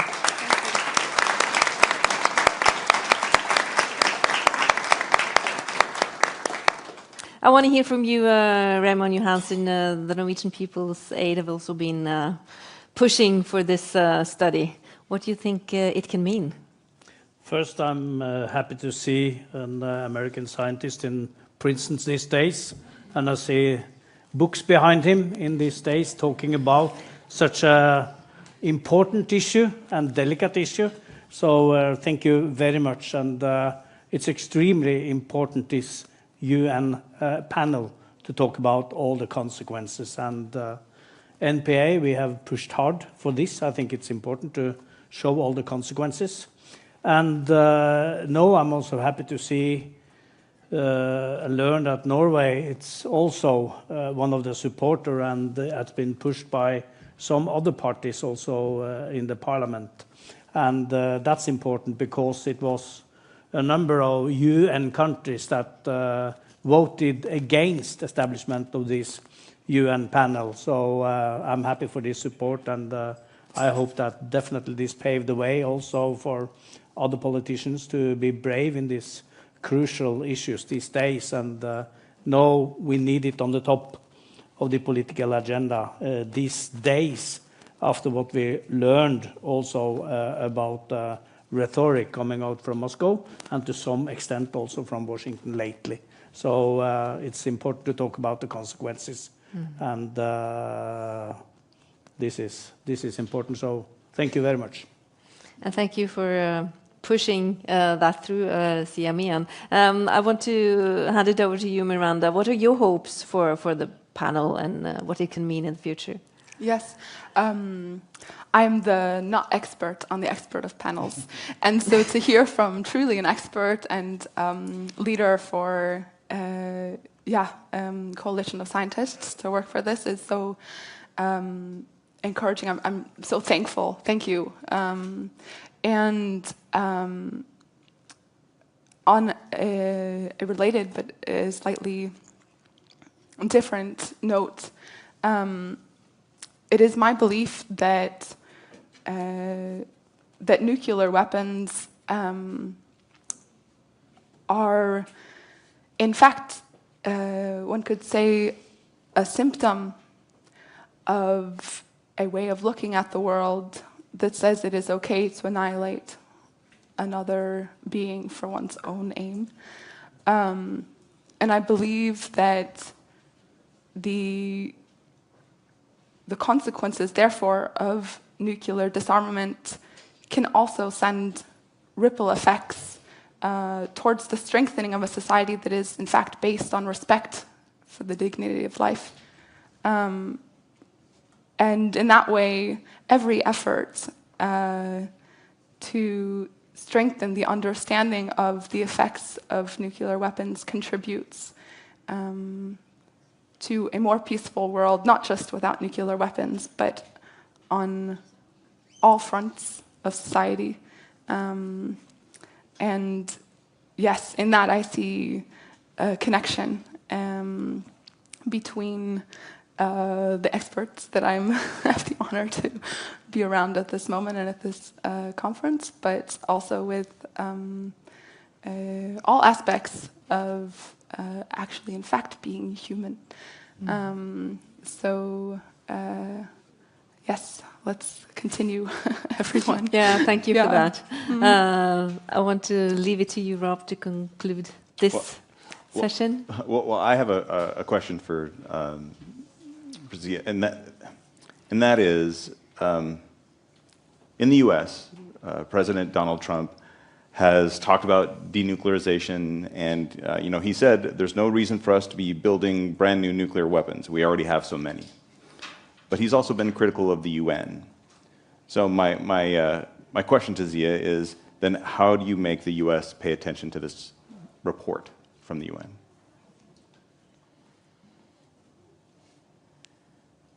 Did you hear the question, Siamian? I did, yes, thank you. And so I think that, to take Rob's question, the only thing that will make the Trump administration, like all previous American leaders, pay attention to these issues is the organized, informed, and committed effort by people living in the United States and by people in other countries insisting that the leaders of the United States and other countries respect the will and wishes of people everywhere. Ronald Reagan also wanted disarmament, but he also wanted to build 10,000 more nuclear weapons, and he was not very sympathetic to the United Nations either. And yet it took the nuclear freeze movement and 1 million people marching in New York and people marching in London and in Oslo and all over the world to say, no, this has to stop. And eventually Reagan and Gorbachev agreed, something that all of us have understood from the very beginning, that nuclear war should never be fought and cannot be won, and only means death and destruction and suffering. And they eventually agreed. And I think that realization stands today also, that it will take people taking action to make the Donald Trumps and the Vladimir Putins and the Xi Jinpings and the leader of all 9 nuclear-armed states and their allies who shelter under nuclear umbrellas in NATO and elsewhere, that the nuclear age must end. The people must act. And that's how leaders will respond. Thank you, CM Ian. Thank you so much for joining us.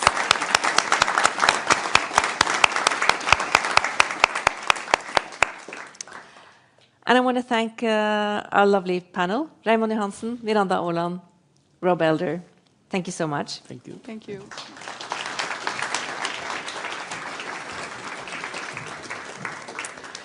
As we are moving towards the end of our conference here today, I want to remind us all about the red thread for our gathering here. The stories of Masaku Wada and the other Hibakusha that teach us why nuclear weapons must never be used again. In her welcoming speech, Director Kjersti Fløgstad told all of you about how we at the Nobel Peace Center always ask the Nobel laureates when they visit us in December how we may help them leverage their cause. In December, Nihon Hidankyo's message was, help share our stories before it's too late. And during the last year, we have worked on this, both here in the museum, showing the Nobel Peace Prize exhibition to visitors and school groups, and by educating young students in Norway and all across the world. And here today, to show us how we all can join as individuals and engage, we will now be joined by ICANN's social media manager, Vanessa Hansen. She and ICANN are launching a new campaign here today. So Vanessa, the floor is yours.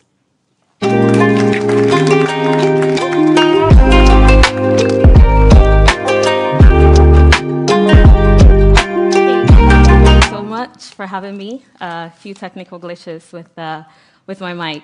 Well, distinguished guests, friends, and everyone joining us from the world today, it's an honor to be here with you today to commemorate the 80th anniversary of the bombings of Hiroshima and Nagasaki. This moment is for you. This moment is for us. Because whether you're here in the room or you're watching from Hiroshima, you're watching from Helsinki, you're watching from Nairobi or New York, you are part of the future that the Hibakusha and all nuclear weapons survivors have been fighting for, have spent decades of their lives fighting for. Their survival of the violence, of devastation of nuclear weapons should not simply be a reminder of their pain. It should warn us. It should get us to engage. It should teach us. It should give us a chance to choose something better. So to them today and every single day, I say thank you.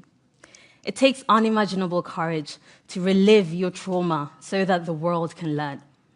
Thank you for your persistence, even when the world looked away. For 8 decades, you've carried memories of fire, of ash, of silence, and of loss. But all of this has not hardened us, it has awoken us. The survivors of nuclear weapons and those still living under nuclear violence, from the DRC to the Marshall Islands, from Gaza to Ukraine, from Kazakhstan to New Mexico, have spent their lives calling for the world to hear them. And as we heard today, their message is as urgent as it is simple. Please share our stories. Tell the truth of what happened to us before it's too late. The Cranes of Memory campaign is our global answer to that call. It's not just a tribute, it's a continuation of their testimony and legacy of advocacy against nuclear weapons. It's our collective promise to them to remember, to reflect, and most importantly, to act. This campaign is about memory, yes, but it's not just that. It's more than that. It's about legacy. It's about action. It's about us. It's about you and I, those here in the room with us, and those watching us from wherever you are in the world. It's about us showing up. Because we are not here to simply honor and commemorate the past. We are here to adopt their stories, to carry them forward into our classrooms, into our parliaments, into the hearts and screens of millions. We are here to demand relentlessly, and I'm going to emphasize unapologetically, a world free from the threat of nuclear weapons. And we will not do so with blind hope. I loved today what I heard about having stubborn optimism. Like the Hibakusha from Nihon Hidankyo, we believe a better world is not naive, it is necessary. And peace is not just a fantasy. It's a decision we make again and again. It's a commitment that we make again and again. And though the road ahead may be long, we walk in their footsteps. We walk in the work that they have already done. They have shown us that survival is not surrender and that hope is not passive, but rather hope is action. So wherever you are, whoever you are, adopt a story, fold a crane, and share with the world a message of remembrance, of resistance, and resolve. Let your crane carry a story, a wish of peace and memory. Let it be your way of promising the survivors of nuclear weapons, I will hold on to your memory, and I will carry forward your legacy. For 80 years, survivors of nuclear weapons around the world have shared their truth. And now it's on us, it's on you and I here in this room and joining from home to take action, to not stand still, to not stay silent. We need to make sure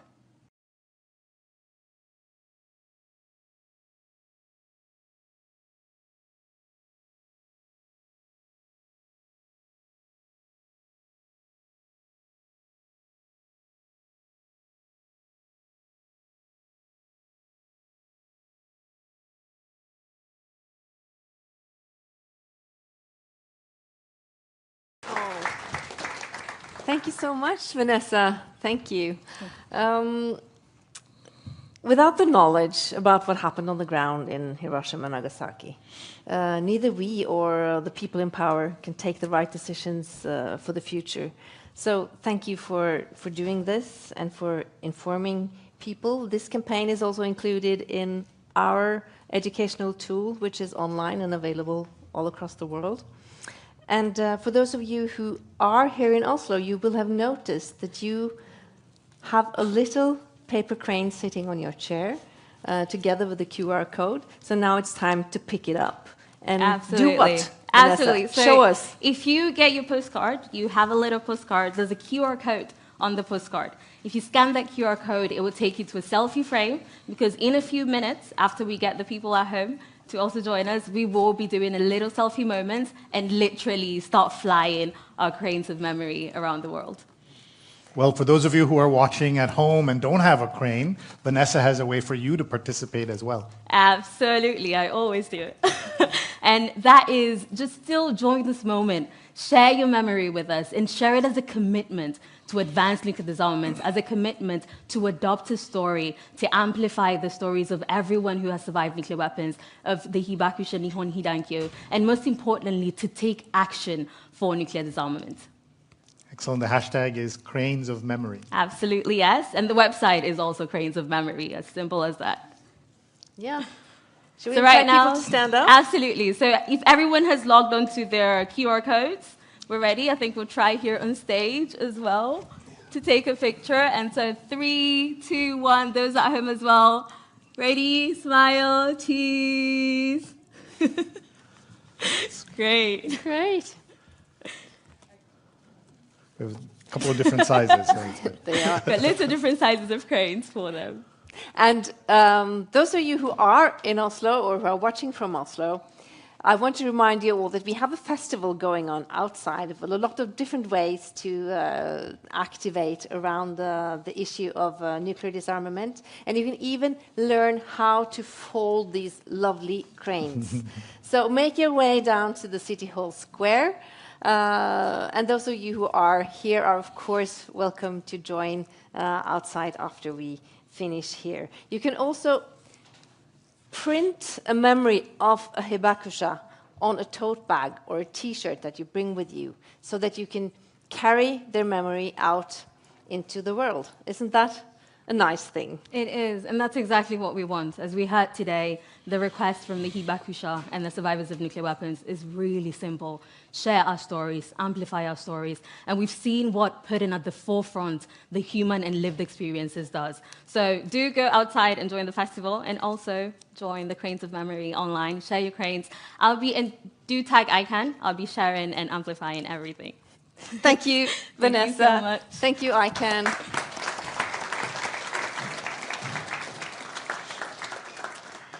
And as we conclude the program from the stage here at the Nobel Peace Center, I want to thank each and every one of you for joining, for being here with us today, and a special thanks to Masako Wada for coming all the way from Japan to be with us here in Oslo. And